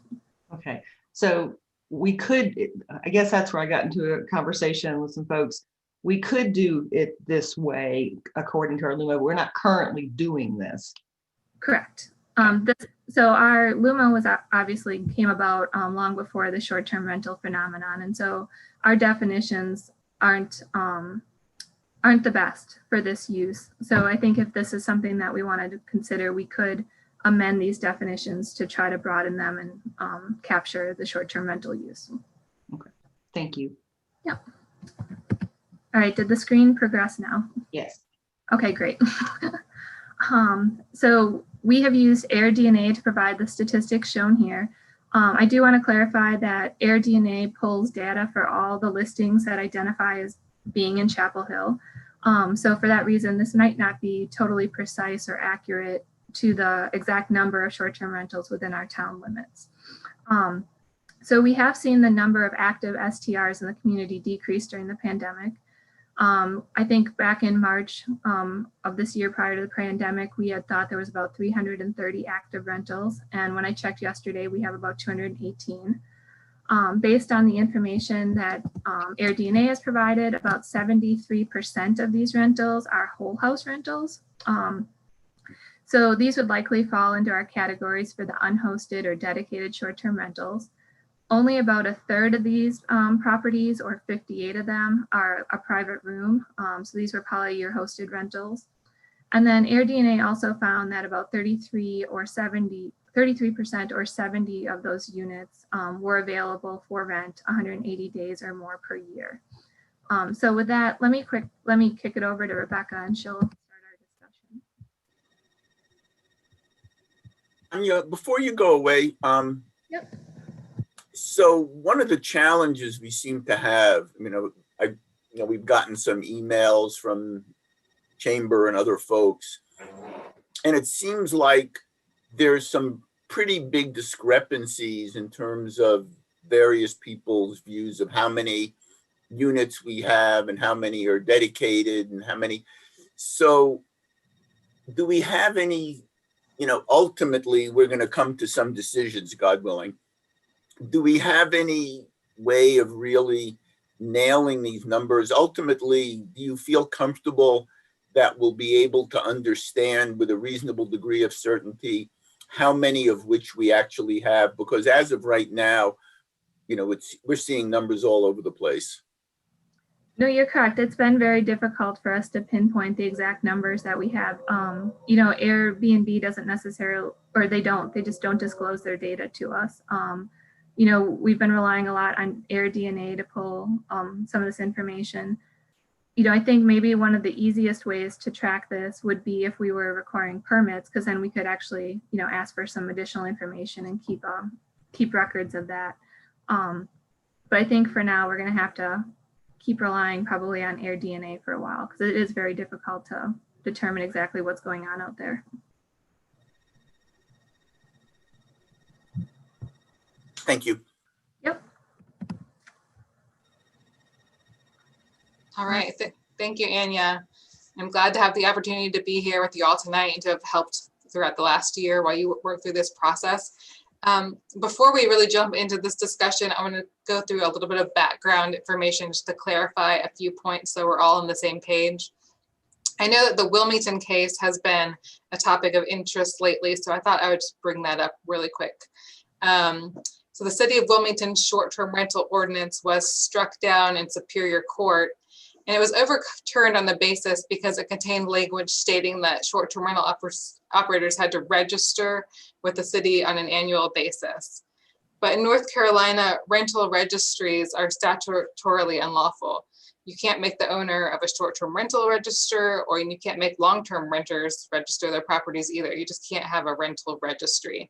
So because their ordinance contains that specific term, registry, the entire ordinance was invalidated. Rebecca? Yep. To clarify though, that's because they worded it that way. We are allowed to offer a home occupation permit. Is that correct? Right, that's right. You're going there. Okay. Okay, thank you. So people have kind of thought, oh no, Wilmington's case struck down their ordinance. We can't regulate short-term rentals. Let's all wait and see what happens in the courts. That was a Superior Court case. So first of all, it has no jurisdiction statewide yet. It will be appealed in the court of, they've appealed it to the Court of Appeals.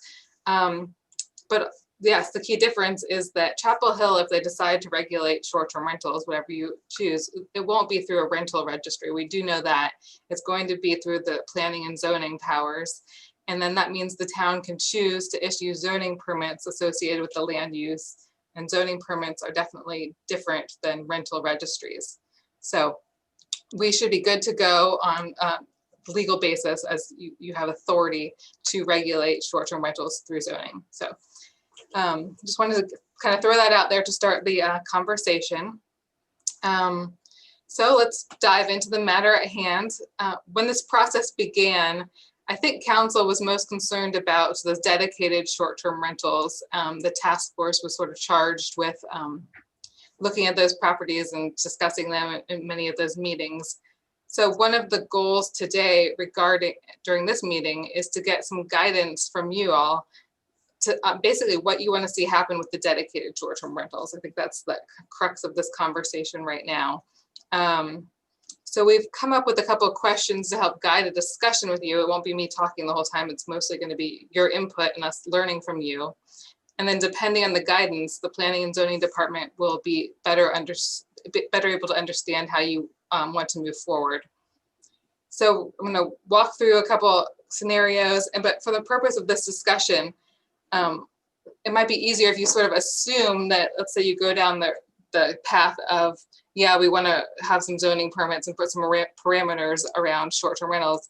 We're going to be asking very high-level questions like, do you even want them? You can assume that we'll have some regulations, the operational regulations that go along with them, like maybe an occupancy cap. We're just not going to go into those details right now. We're going to stay high level. So we're not saying, yeah, do you want them with no parameters around them, if that makes sense. So I'm kind of going to start with the end in mind here. After we have this discussion, we should kind of be able to point to, oh, we chose option 1, 2, 3, or 4. So I have to move something off my computer. So option 1 would just be, don't allow any kind of dedicated short-term rental. There's no legal requirement to. I think in your code, you've considered dedicated short-term rentals to be an unlawful land use. So you don't have to allow them. Option 2 would be to allow established dedicated STRs and classify them as legal nonconformities. So that essentially would mean that you're allowing maybe the ones that are existing to continue to exist, but they would be lawful nonconformities, but no new dedicated short-term rentals would then be allowed. The third option is to implement Rebecca, if I could interrupt you, would that be roughly, in a previous meeting, an option was presented as sort of grandfathering them in? Would option 2 be roughly the same as just grandfathering the ones that exist? Roughly the same as it, yes, it would be, and then not allowing any new ones. So you could hypothetically grandfather and still allow new dedicated short-term rentals too. I don't know that grandfathering would necessarily be the term we would use them, but it would just be allowing all of them plus some. This is not allowing the ones that exist plus none. And they would just be lawful nonconformities. Then you could just go with maybe a lottery system, or you just have a total number of permits. Like, okay, Chapel Hill says we want 100 dedicated short-term rentals. And that's all the zoning permits we want, or maybe we only want X number of permits per zoning district, just sort of put everyone on a level playing field. You can come on a first come, first served basis and get your permit. And then option 4 would just be to allow all dedicated short-term rentals. And then everyone could come and get their permit, and you could see how many you have and where they are, and everyone has to sort of follow the general operational guidelines that the planning department and you all adopt later on. So for our first question, we're going to come back to this slide, but those are your sort of your big picture items to consider. How will the town regulate dedicated STRs? Do you all want to just prohibit them, or do you want to continue with the conversation to allow them? And if you want to allow them, what kind of parameters would you want to put around them? So let's start there. Just anyone who wants to throw out their opinion. Yay or nay? So just to remind council members, we don't vote. You're just showing a preference what you like for the discussion. So do you have questions or comments before I just get you to do a straw poll of 1 or 2? Amy, you had your hand up. Yeah, I mean, I'm fine with option 2, and you have limit the number of dedicated STRs. I think we also need to think about density of them as well.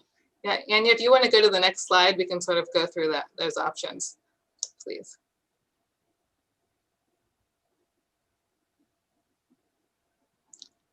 So there are different ways to adopt density regulations, like a cap on the number of permits overall, a cap on permits by zone, a separation requirement between uses, limit the density with multifamily dwelling units. You can layer these. It's not what you can choose more than one in some cases.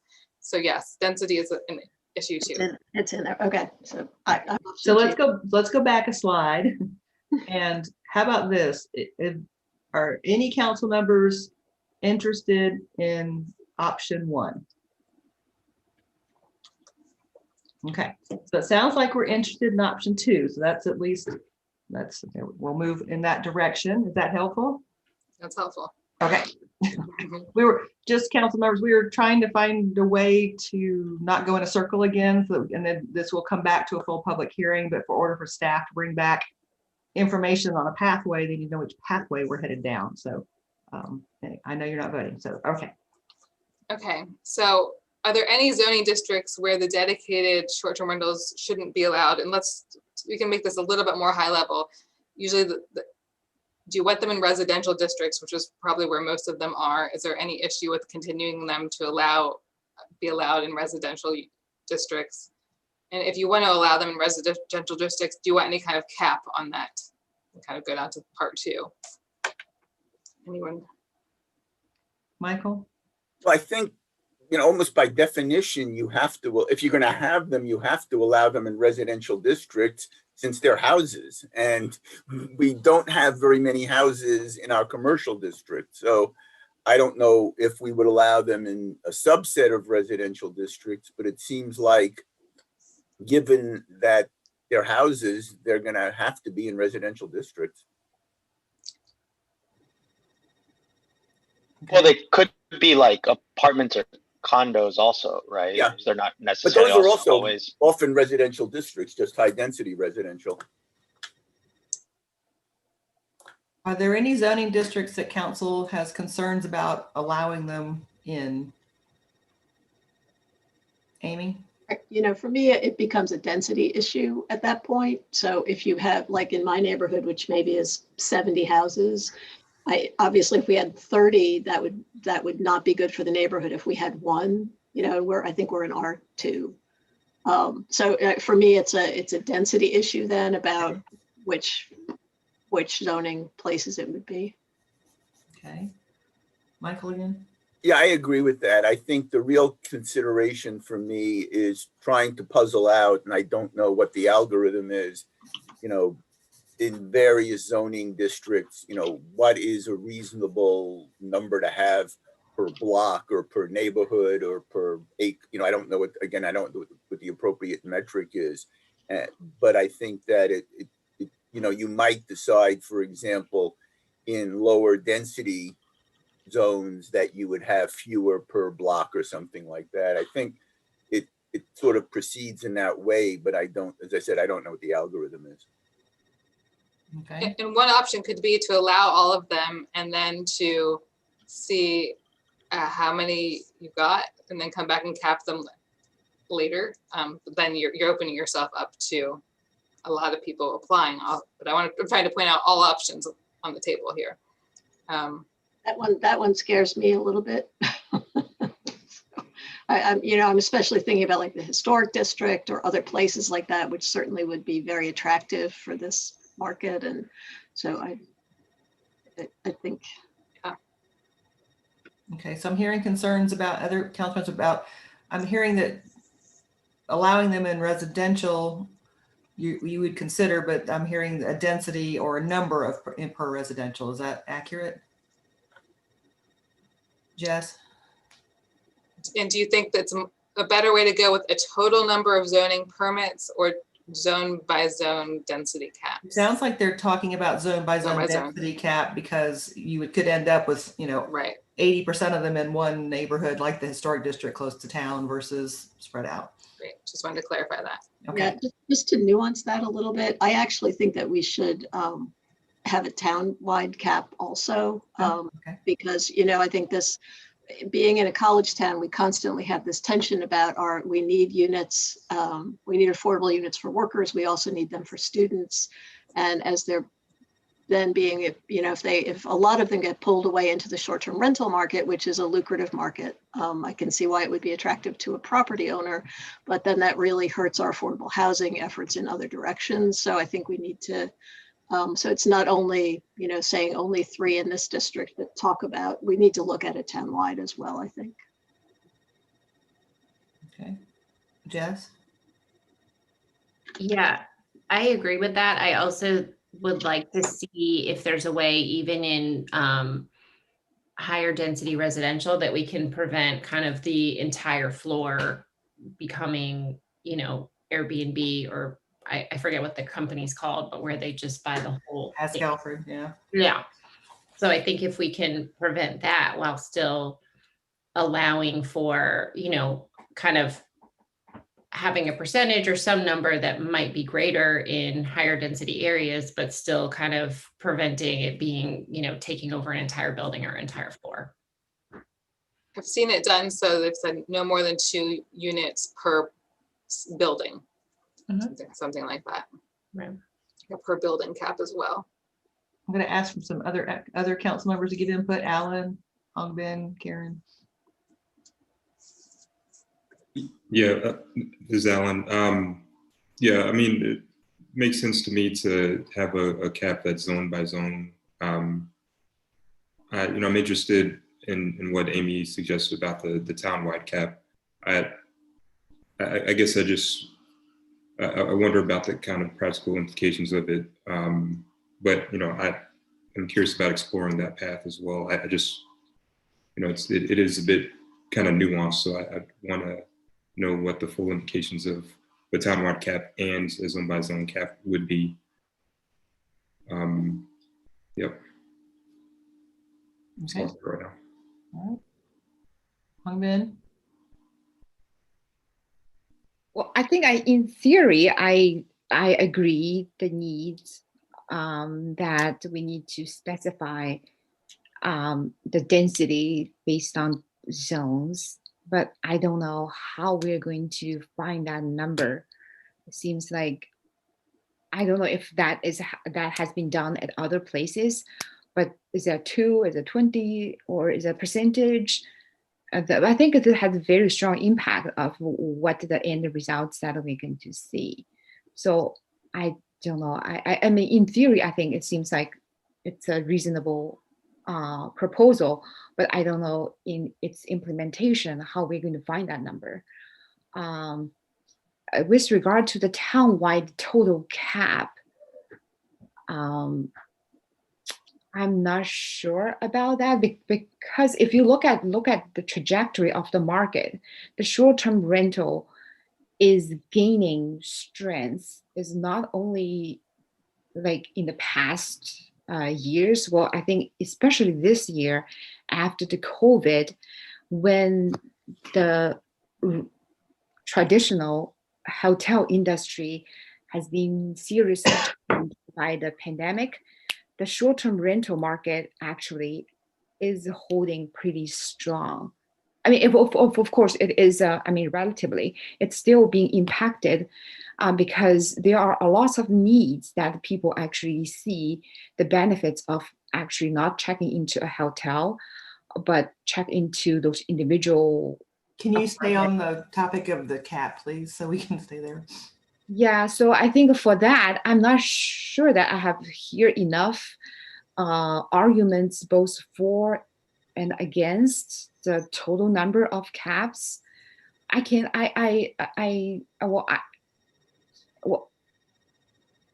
that we should adapt. I mean, as a town, we need to adapt based on the market or the current needs or demand of the market. And I mean, the way that the short-term rental becomes a trend in recent years is supported by the technology and many other things, that it is a change that we are seeing. It's coming not only to Chapel Hill, in many other cities, both large and small. If there is a clear needs there, I'm hoping that the cap that we specify will not be a arbitrary number. I want to hear the arguments that to say why this number is reasonable, why do we need that number? It seems like that is important to me. I'm kind of hesitate to say things that's arbitrary, even though I can understand that there are concerns. Of course, when the number is too high, then that's not the direction we want to go. But what is appropriate number? At this time, I just don't think that I have seen enough information at this time for me to say which cap is a reasonable number. Karen? Yeah, I'm supportive of limiting the numbers by in terms of zoning areas. Sorry, I'm not very articulate tonight. I wasn't sure what separation requirement between uses means.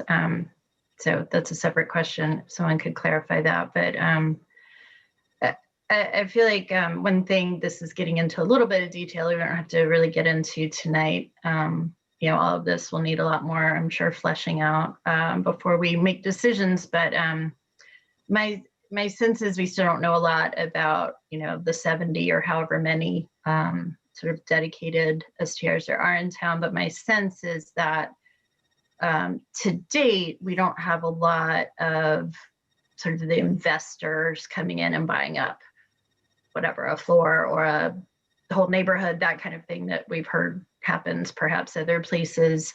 So I'm wondering, even as we limit it, if we can give preference to existing ones, because I suspect those are more of the individuals with a second townhome to help their income, or people who don't live here but plan to retire here and already own their home, or things like that, that you know, I'd prefer to let them continue than have just a wide open lottery where maybe they don't get to, but an investor, true investor gets to come in and do it. So that was one thought I have. But I don't know the exact numbers right now, of course, about what a cap should look like, but I'm supportive of what we've been discussing.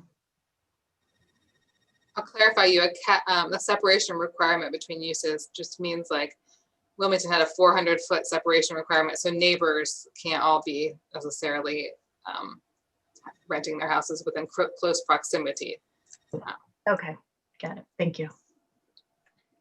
Okay, I'll share that I'm also supportive of a cap by zoning permits, because I have a lot of concerns about neighborhoods. I don't know if it's which way to go with either separation or total number, all those things. I do know that if we start asking people to, we won't call it a rental registry, we'll call it a permit process, then we'll know more about what we have. And maybe that's when we have the discussion about setting a total cap, when we figure that out too. I know that we can sort of place where all these are, but my biggest concern is neighborhoods being overrun by a lot of short-term rentals in a neighborhood. I've seen that with other towns, other information I've read nationally and internationally about how that affects communities when, and that's why I think Wilmington went with a separation requirement, so you couldn't have whole streets, like you said. We have had a proposal for a whole floor of upcoming apartment buildings, so we need to think about that as that comes forward through the process. And it was interesting because they were declaring it a commercial component, and it's clearly being worked as a residential component in North Carolina. So it's a very interesting dynamic going on there too. So Anya, and Rebecca, does that give you enough information on these questions here? Yeah. That you can work on kind of that. Jess, did you have something else? I just had, as you were talking, I just thought about that idea of, I think we need to be thoughtful. I don't necessarily anticipate that people are going to rush to go register just because they've heard, you know, that we're going to do something. But I also want to make sure that we're not kind of incentivizing a huge rush to register so that they are grandfathered in, if that makes sense. So I don't know how that happens. Like if you can do an effective date that's already passed or what that means. But I think to Karen's point, like if we're trying to kind of favor people who have, you know, in good faith, just kind of invested in this mode of kind of extra income or whatever, then I'm not sure that we want to then have people just trying to get in before something is capped, if that makes sense. And since we don't have a permitting process yet, I'm not sure anybody could rush in, but I think staff can work with that and come back with some proposals. And what I'm hearing is that you would like to give the existing ones some kind of preferential treatment should the bar be set so low that maybe everyone couldn't get a permit at the same time. But I think you also heard that we have concerns about an overall cap because we just don't know. Right. And so I think staff needs to come back with some proposals, what other communities have done. But it's going to be interesting as you look at where they are by zone and a total cap together, what that really means for our community. As we've heard, the data has been very conflicting out there. I've had 3 different sets of data sent to me today, and I'm not sure where to go with all that. So, yeah. And in full disclosure, Wilmington, the city of Wilmington's having a meeting tonight to make a text amendment to rescind the 2% cap in the residential zoning districts and to get rid of the 400-foot separation requirement between uses. And I don't know the reasoning behind that. I don't think it's illegal what they were doing. They're keeping the 2% cap in the multifamily districts, but okay. Just a heads up there. Thank you. All right. Anya, you want to go to the next slide? So I think we can skip this slide. We've worked through those questions about what to do. So back to sort of our initial slide, I think we've decided to kind of go with more of an option 3-4 combination. We're going to allow some dedicated short-term rentals with some kind of cap or limit by zoning district, perhaps a total cap once we have more information. And we'll consider how to address the multi-unit buildings in the future as well. Does that sound good? Can I just make a comment about the multi-unit buildings? So if the number in a multi-unit building is capped at a very low number, then, you know, that's fine. But should the cap be high enough in a multi-unit building to allow a floor's worth, let's say, then I guess I think the other residents of a building, if that building were allowed to have quote unquote a floor's worth of STRs, would rather that they be on a single floor and essentially segregated rather than scattered through the building and then potentially inconveniencing the long-term residents. So that's just something to think about. But I suspect we'll come up with a designation that won't allow these buildings to have a floor's worth, so it may be a moot point. But in general, I think that if we allow STRs in multifamily, multi-unit buildings, they should be clustered so that they don't inconvenience everybody in the building. All right. Not sure how legal that is, so I'll have to wait on our attorneys to tell us what that works out to be. I'm not sure. But then the people living below or above an entire floor may not love that. So sometimes when you distribute throughout, and like you said, it may be moot because we may just not do it. But I think sometimes when you distribute throughout, then people it's not like one crazy floor, they kind of have to meld in with the, with the culture. So that's just a thought. But again, I don't know if we're going to do it anyway. Okay.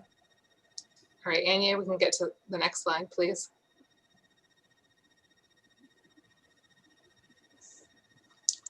So what we think we've heard from past meetings is that you also are sort of wanting to move forward with regulating hosted and unhosted short-term rentals by having them get a zoning permit and abide by certain operational standards and perhaps follow a safety and health checklist.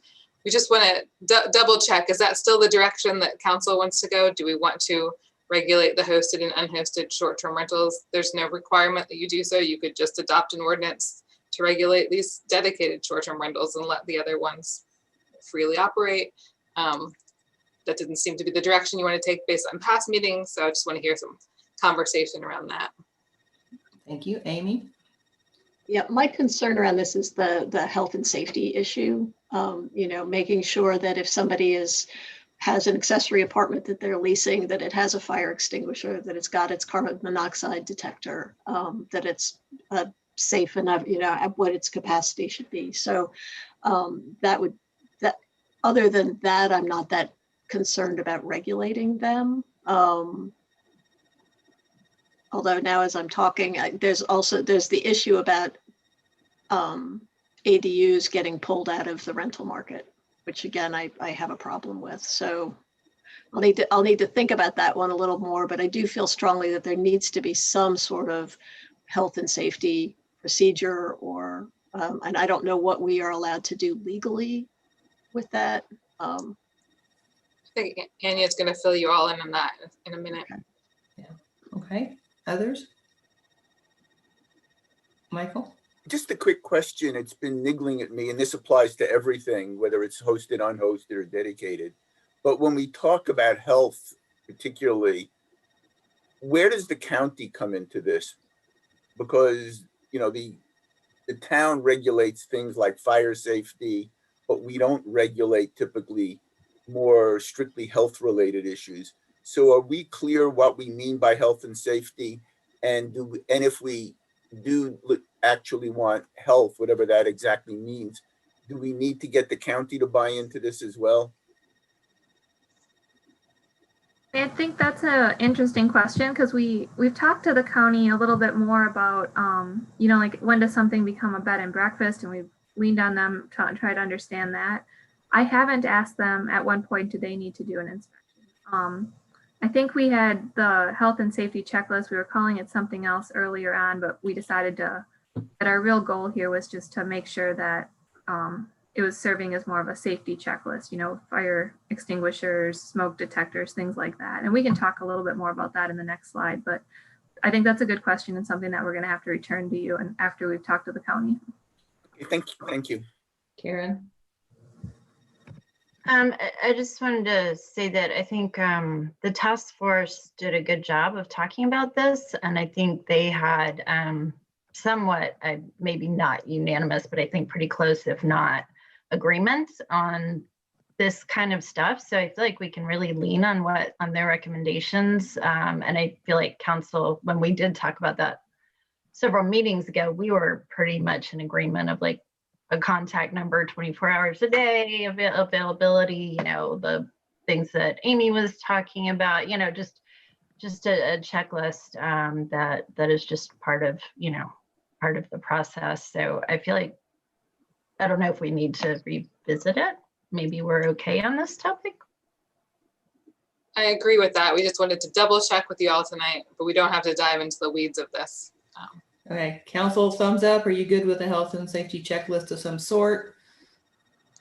I can't see a Jess. Are you okay? There you go. Are we good with a permit required? That's a mostly okay. Is that legal? Have we settled on the legal issue? So if we do it as a zoning permit or we do it as a home occupation permit, we can do it. We can't do it as a rental registry. That's not allowed. Okay, staff can come back with recommendations on that as well. Okay, do you have what you need from us on? Yep. Okay. Yep, thank you. Thank you for all that information. Well, I think it's helpful too with the permits. It's going to aid in the, if we have, then you have to have a permit for a dedicated STR that comes into the numbers. You wouldn't want to have, you know, a whole neighborhood just full of hosted, unhosted, and dedicated. It'll give you kind of a lay of the land, just knowing where they are for real. I mean, when they come to get a permit. Hung Bin? Yeah, well, I'm just hoping that if we are going to set those caps or density or distance, I think we need to do that consistently and have a good rationale why we do that. Otherwise, I can foresee there are lots of issues with the community and people are going to complain and they're going to bring case by case to the council or to our staff. I think we do not want to face that kind of situation. I'm hoping that we have good rationale why we do that, how we're going to implement consistently. Otherwise, I don't want us to write the regulations and actually doesn't have the resources or the means to actually implement that. Okay. All right. Next. And you want to go the next? So like we've just been talking about, the planning department staff has been consulting with our emergency service staff as well as the town attorney to develop this health and safety checklist. We do have the task force's recommendations that we can either build off of or use as a starting point. We also have one last question for you. Back in June of 2019, the council had directed staff to conduct short-term enforcement efforts that were focused on nuisance violations like litter and parking violations, noise, things that we had heard from the neighbors that were concerning about the short-term rentals. And you had also directed staff to conduct an educational campaign on any new STR standards adopted prior to their implementation. We just wanted to make sure that council was still in support of this approach. So we have not been enforcing our LUMO definitions. Rather, we've been, educating people that this process is going on and focusing more on the nuisance violations. And yeah, I actually, we said something very different. We said that nuisance violations weren't just particular to STRs. Correct. We had said that we were, and I don't know, I can't see Ann on this picture, but that we had wanted to check into changing our nuisance violations from the criminal path to the civil path. And we were set to have those meetings and start down that path when COVID hit, and we just sort of pushed that off on the back burner because those kinds of nuisances, like I said, again, aren't particular just to short-term rentals. They're for anybody, or long-term rental residents. And it's really hard to enforce them when it's down the criminal path. So if we can make an effort, and we were separating that out from this to go down a different pathway, it can tie back to this. We had talked about a 3 strikes and you're out kind of program, things like that. But I don't want to just tie, we had said we weren't going to just tie it to short-term rentals.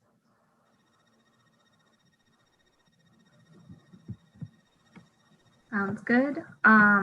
Jess, did you have something on that? Just, you may not know this right now, Anya, but in terms of the education and dealing with the nuisance issues, what ended up happening? I mean, how much of a problem was it, or was it a non-problem? I'm not entirely sure. I'd have to go back and check. The complaints that we've received about short-term rentals have been the formal complaints that we've received have been very few. But we could double check what those were and come back and talk about that. Yeah, I'd just be interested. It doesn't need to be like a long thing, but I would just be interested to know kind of what ended up coming of it. Ann, are you there?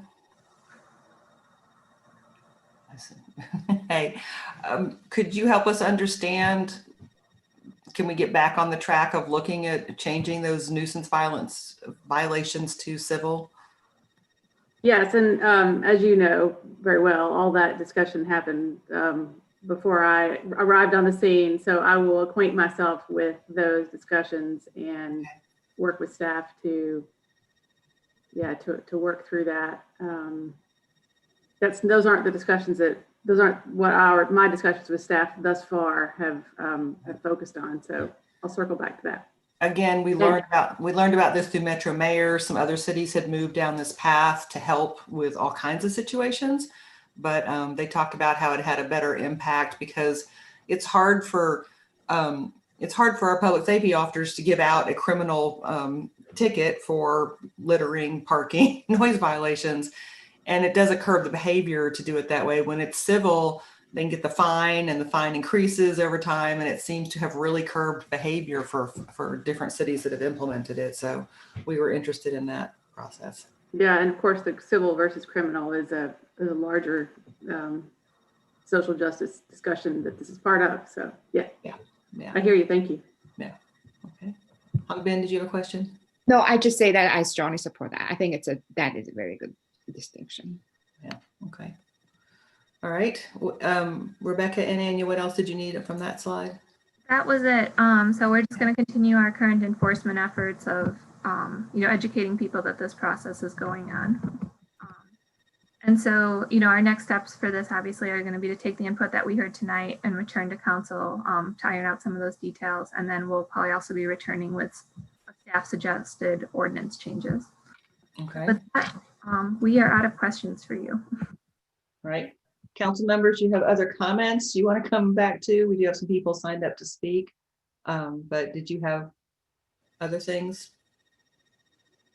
Well, I do want to iterate. I know that we've gone on a roundabout journey on this topic. It is more nuanced than we thought. We had a task force, and we appreciate the people being involved in that.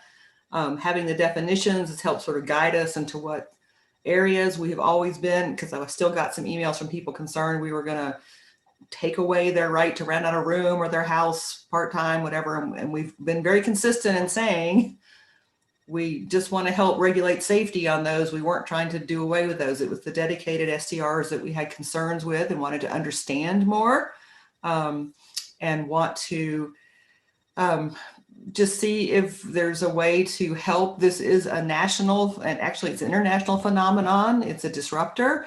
It's the way the market's moving, but what does that mean for our community? And every community is handling it slightly differently because every community has different needs. And I heard from council before too, you didn't want to over-regulate it. You didn't want to go too far. How many people per bedroom or square foot? You didn't want to do all that. So we want to protect neighborhoods. We want to encourage people to visit our community at the same time. So how does that all play together? And we're trying to find that balance. And I think it's a good first step that we're moving along, trying to get them permitted and safety lists so that we understand what we actually have instead of relying on all these other databases and sources. So I think we've made some good progress tonight.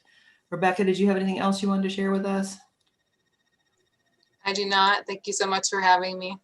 Thank you for your working with us on this topic. I know you've been working with other communities as well, and you've seen the different nuances that they're trying to go. And the Wilmington court case was interesting and trying to understand how it affected or didn't affect us. So that was helpful too. So thank you. Okay. A friendly reminder to council, we have economic development on Friday morning.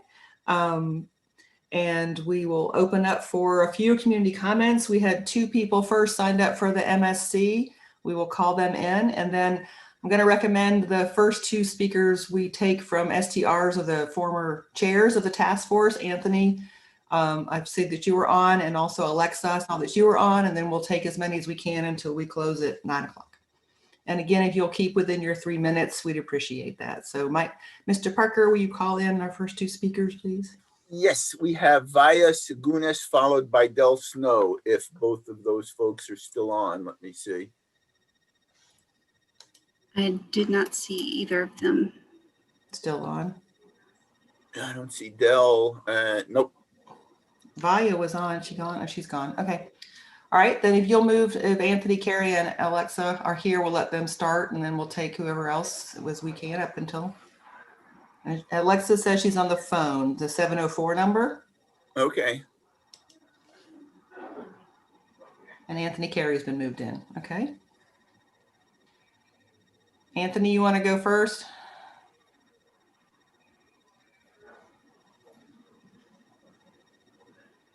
We can't hear you.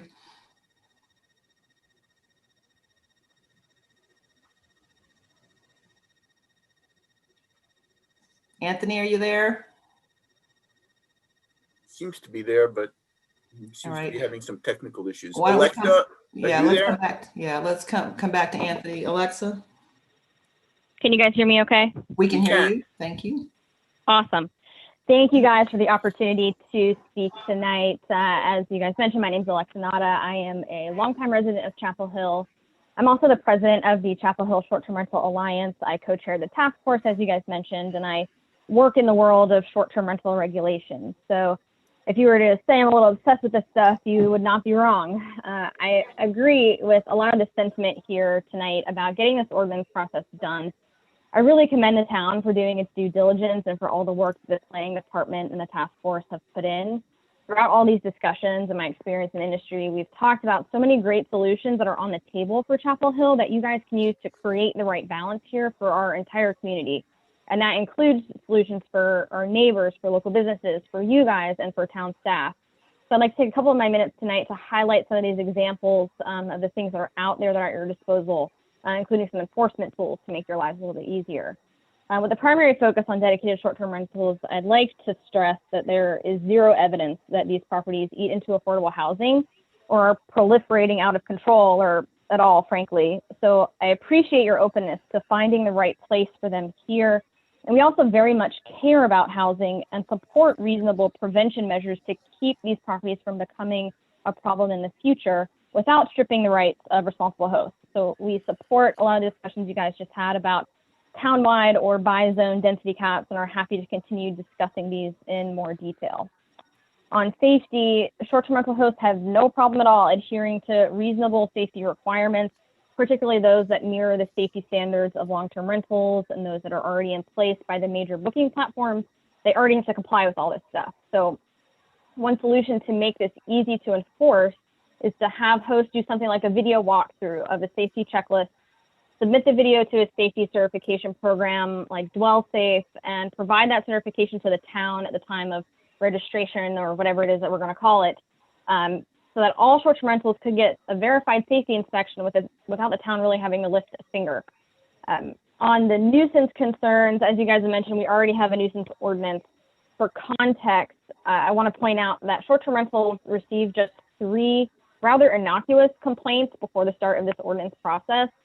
Roughly over the same time period, CHPD received a total of more than 1,800 nuisance and disturbance calls across all property types. So short-term rentals are really a drop in the bucket here, but we still think it's completely reasonable to institute something like a 3-strike rule for verified complaints with penalties for those who don't uphold good neighbor standards. Like, we're responsible hosts don't want to be bad neighbors or have bad neighbors ourselves. They don't represent us, so we support having some teeth here. These and other ideas have been provided to the town along with tons of data, access to experts and other resources. And there's a saying that I like that says you can't change the direction of the wind, but you can adjust your sails.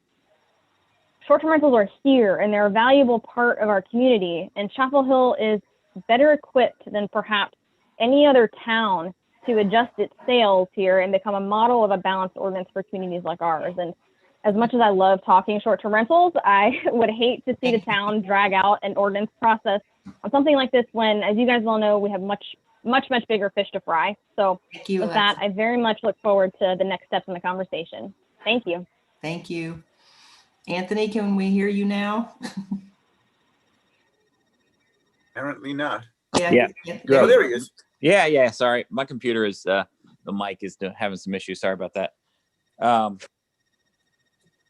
So, I really enjoyed working with Alexa and going through this process. I think that we're getting closer, but there's still some really big hurdles to cross.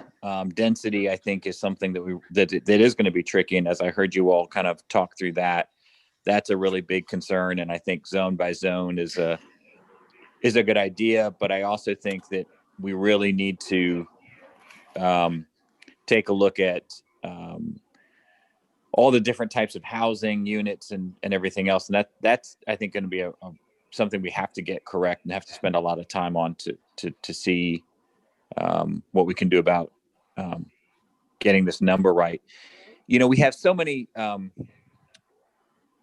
differences on the table. The biggest difference that I really want to see us tackle and define and be different from other communities, because we can be different. We're Chapel Hill. We're great. We're awesome.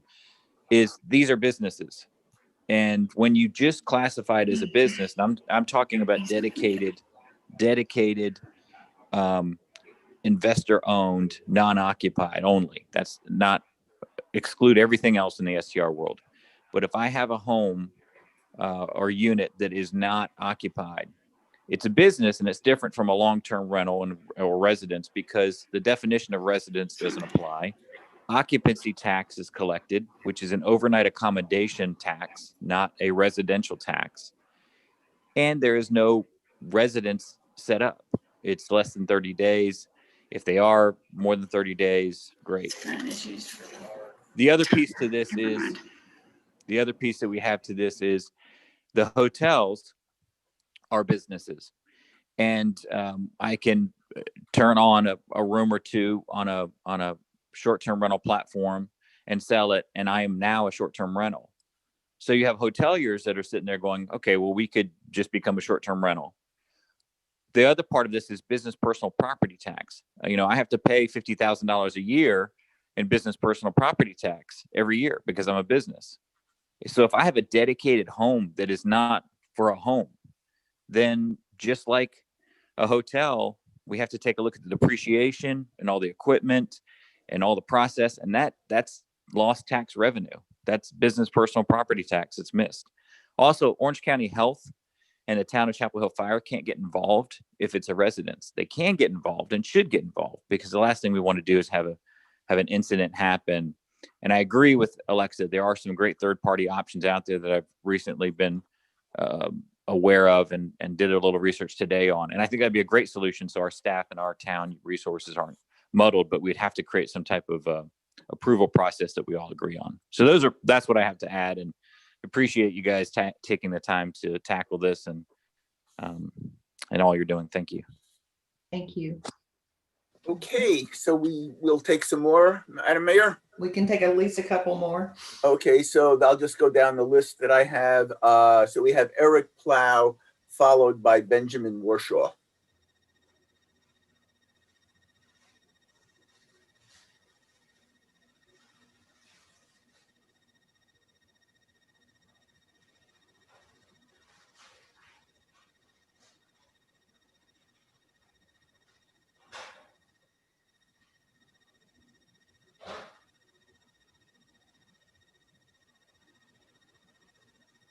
Benjamin, why don't you go ahead since you're here?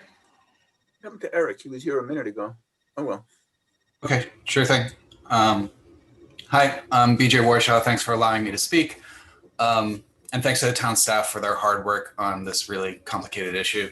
My partner and I are STR operators. We've been Airbnb-ing an accessory dwelling unit on our property for a couple of years. And it's been an enormously rewarding experience, both in terms of welcoming visitors to our town, but also providing the means for us to pay our mortgage. We also run a grassroots arts residency program, which is funded in part through grants from organizations like the Orange County Arts Commission. And we were very alarmed when earlier this year it seemed like ADUs were going to be considered dedicated rentals in the town staff survey. We live on our property year round, and as our primary residents, we're always available to our guests, and we've had zero issues or public disturbances while gaining over 100 5-star reviews. So we're very pleased to see that the recent recommendations include accessory dwelling units within the hosted and unhosted categories. We think this is absolutely the right call. We're also thankful that the town will be grandfathering existing STRs in through a permitting process. Running an Airbnb is absolutely essential to our ability to make a living and our life goals of serving the artistic community, both within and outside Chapel Hill. We don't feel like we're negatively impacting the rental or hotel markets. If anything, we wouldn't rent our cabin on a short-term basis. If we couldn't do that, we wouldn't be interested in selling it or making it a long-term rental. And as I've stated in previous written correspondence to the council and to staff, we're opposed to any overly restrictive measures, such as capping the number of days allowed for unhosted STRs or disallowing STR hosts and their guests from having gatherings. As others have mentioned tonight, those are restrictions that don't exist for long-term rentals, nor for non-rental property owners. So I hope the council keeps in mind that there's plenty of existing ways of dealing with civic disturbances. There's no reason to discriminate specifically against STR hosts. As for the big decision about dedicated STRs, I'd encourage the town to be as cautious as possible about any prohibitions. I haven't seen any convincing objective data indicating that dedicated STRs constitute a net negative for Chapel Hill, even after all the meetings and attending all the task force meetings.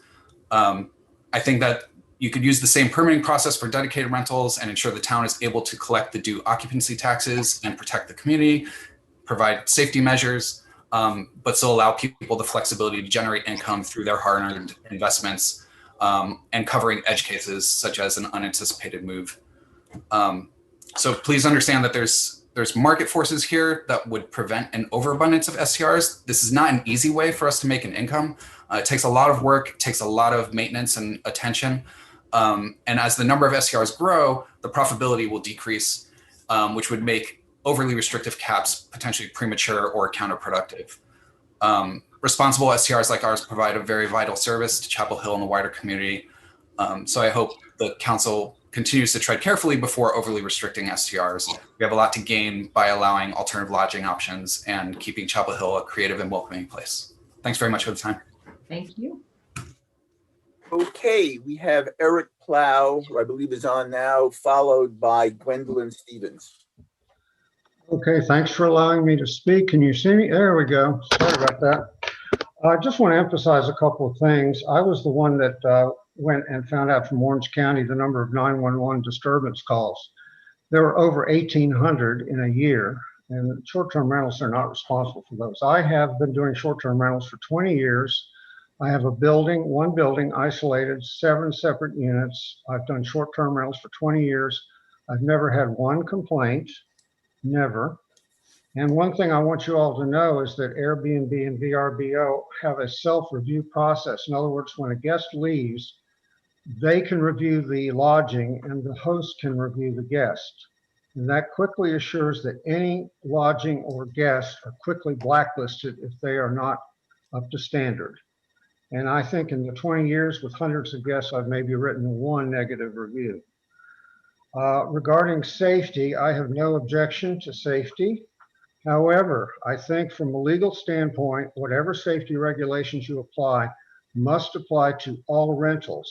If you can imagine, if say you require carbon monoxide detectors and you require inspections and self-verification of short-term rentals, but you don't for long-term rentals, and if somebody dies from carbon monoxide poisoning in a long-term rental, the town could be liable for not enforcing standards equally across the board. So please keep that in mind. There's an undercurrent of concerns that short-term rentals could potentially cause problems. My wife and I have done short-term rentals of our home. We live in a fairly upscale neighborhood. We've been doing it for years and never had a problem. When the neighbors found out about it, they made a big stink and tried to stop us. They were not able to. There were all kinds of complaints, noise, police calls, worried about us renting to child molesters. I mean, crazy stuff. And, you know, we finally made it clear that we were doing no problems with our house rentals. We stopped doing them because we're now 70 years old. But we've done numerous of rentals of our own house, and people have been very kind and gracious and have left the place clean. Never a problem. One person was concerned about property values. During the whole time that we did short-term rentals in our neighborhood, we had that complaint that it was going to lower property values. As a matter, in our neighborhood, sells from 500 to 600,000. The property values kept going up every year. Our short-term rentals did not affect it at all. I'd like to close by saying that I'm sure all of you at one time have used Uber, and I think you appreciate the advantages of using Uber versus calling a taxi. A lot of people who do rentals want a house or an apartment with a kitchen, a washer and a dryer, a living unit, particularly families. And so I'll finish up by saying, if you cut short-term rentals in Chapel Hill, they're going to move to Durham, Carrboro, and bring all their business and occupancy taxes to other towns. Thank you. Okay, Gwendolyn Stevens, followed by Manish Atma. Manish was here a while ago. Maybe he signed off.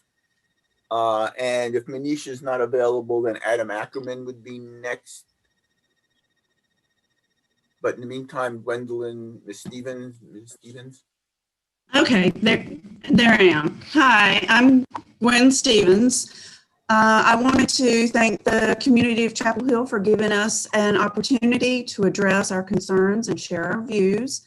Short-term rentals have been a part of the fabric of Chapel Hill for a very long time. They play a very important and active role in the community of Chapel Hill. In recent years, that landscape of the town has grown.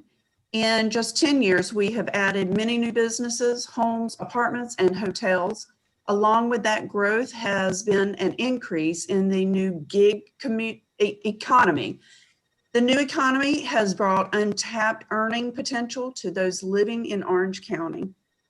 Part of that economy is the short-term rental market. These homes and private rooms fill the cracks between the brand new apartments, hotels, and businesses being built today. They provide the service that the typical model of travel have a hard time accommodating. They provide housing for families who are remodeling. They provide a safe place with everyday conveniences for the women and children who are displaced to a flood at their apartment and the landlord must make repairs. and address asbestos concerns. They provide social distancing. They offer a unique stay. Many afford creature comfort to a returning alumni, medical staff, and doctors. We provide comfort to those coming for medical treatment in non-COVID times. They offer community. Short-term rentals can provide a wonderful experience to any traveler who has come to Chapel Hill for any reason. That wonderful experience is what keeps them coming back. We appreciate the town of Chapel Hill wanting feedback to hear the voice of those who operate in this community.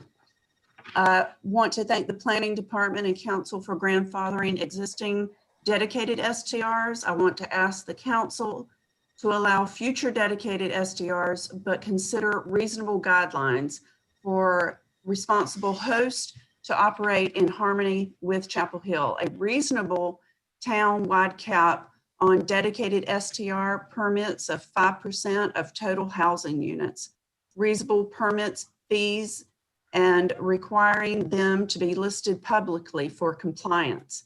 We want to work with the town and county to create safety regulations and checklists that meet the town's approval.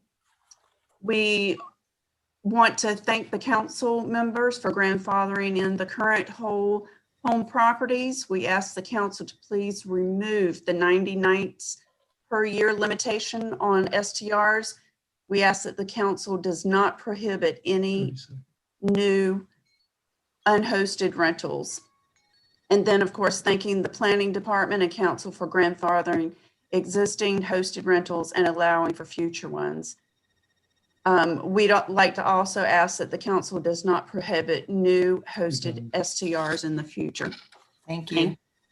Okay, the last speaker is gonna be Manish, since we already called him and he's on the phone. And then we're gonna wrap up because it's just past 9. So Manish, if you can join us via your phone. Thank you. You're muted. There you go. Yes. Hey, I just want to be clear and make sure that the council has not made a decision to grandfather, as our previous speaker stated. Also, as you guys know, STRs, we've talked about it. We've had a task force that met and we tried to work with them. We had our differences, but they still need to be regulated. They've been operating illegally, and grandfathering them is a punishment to people that have been abiding by the laws of the city of Chapel Hill. As a hotel developer, as a hotel owner, we have followed all the rules that Chapel Hill has laid out, and we feel like STRs are given a free rein. So I hope the council members and can come to some kind of a conclusion that they need to be regulated, and we need to have a limit on how many STRs and where they're located. Thank you. Thank you. Thank you, everyone. So we've come to no decisions tonight other than to give our staff feedback on what we're thinking. This will come back to a public hearing. We'll hear all of the voices and get recommendations from a pathway that staff, from taking the information from tonight, can bring, and from other nights, bring back to us. So that is the end of our agenda. Thank you all for being here, and we will see you bright and early on Friday morning. Night. Good night. Right.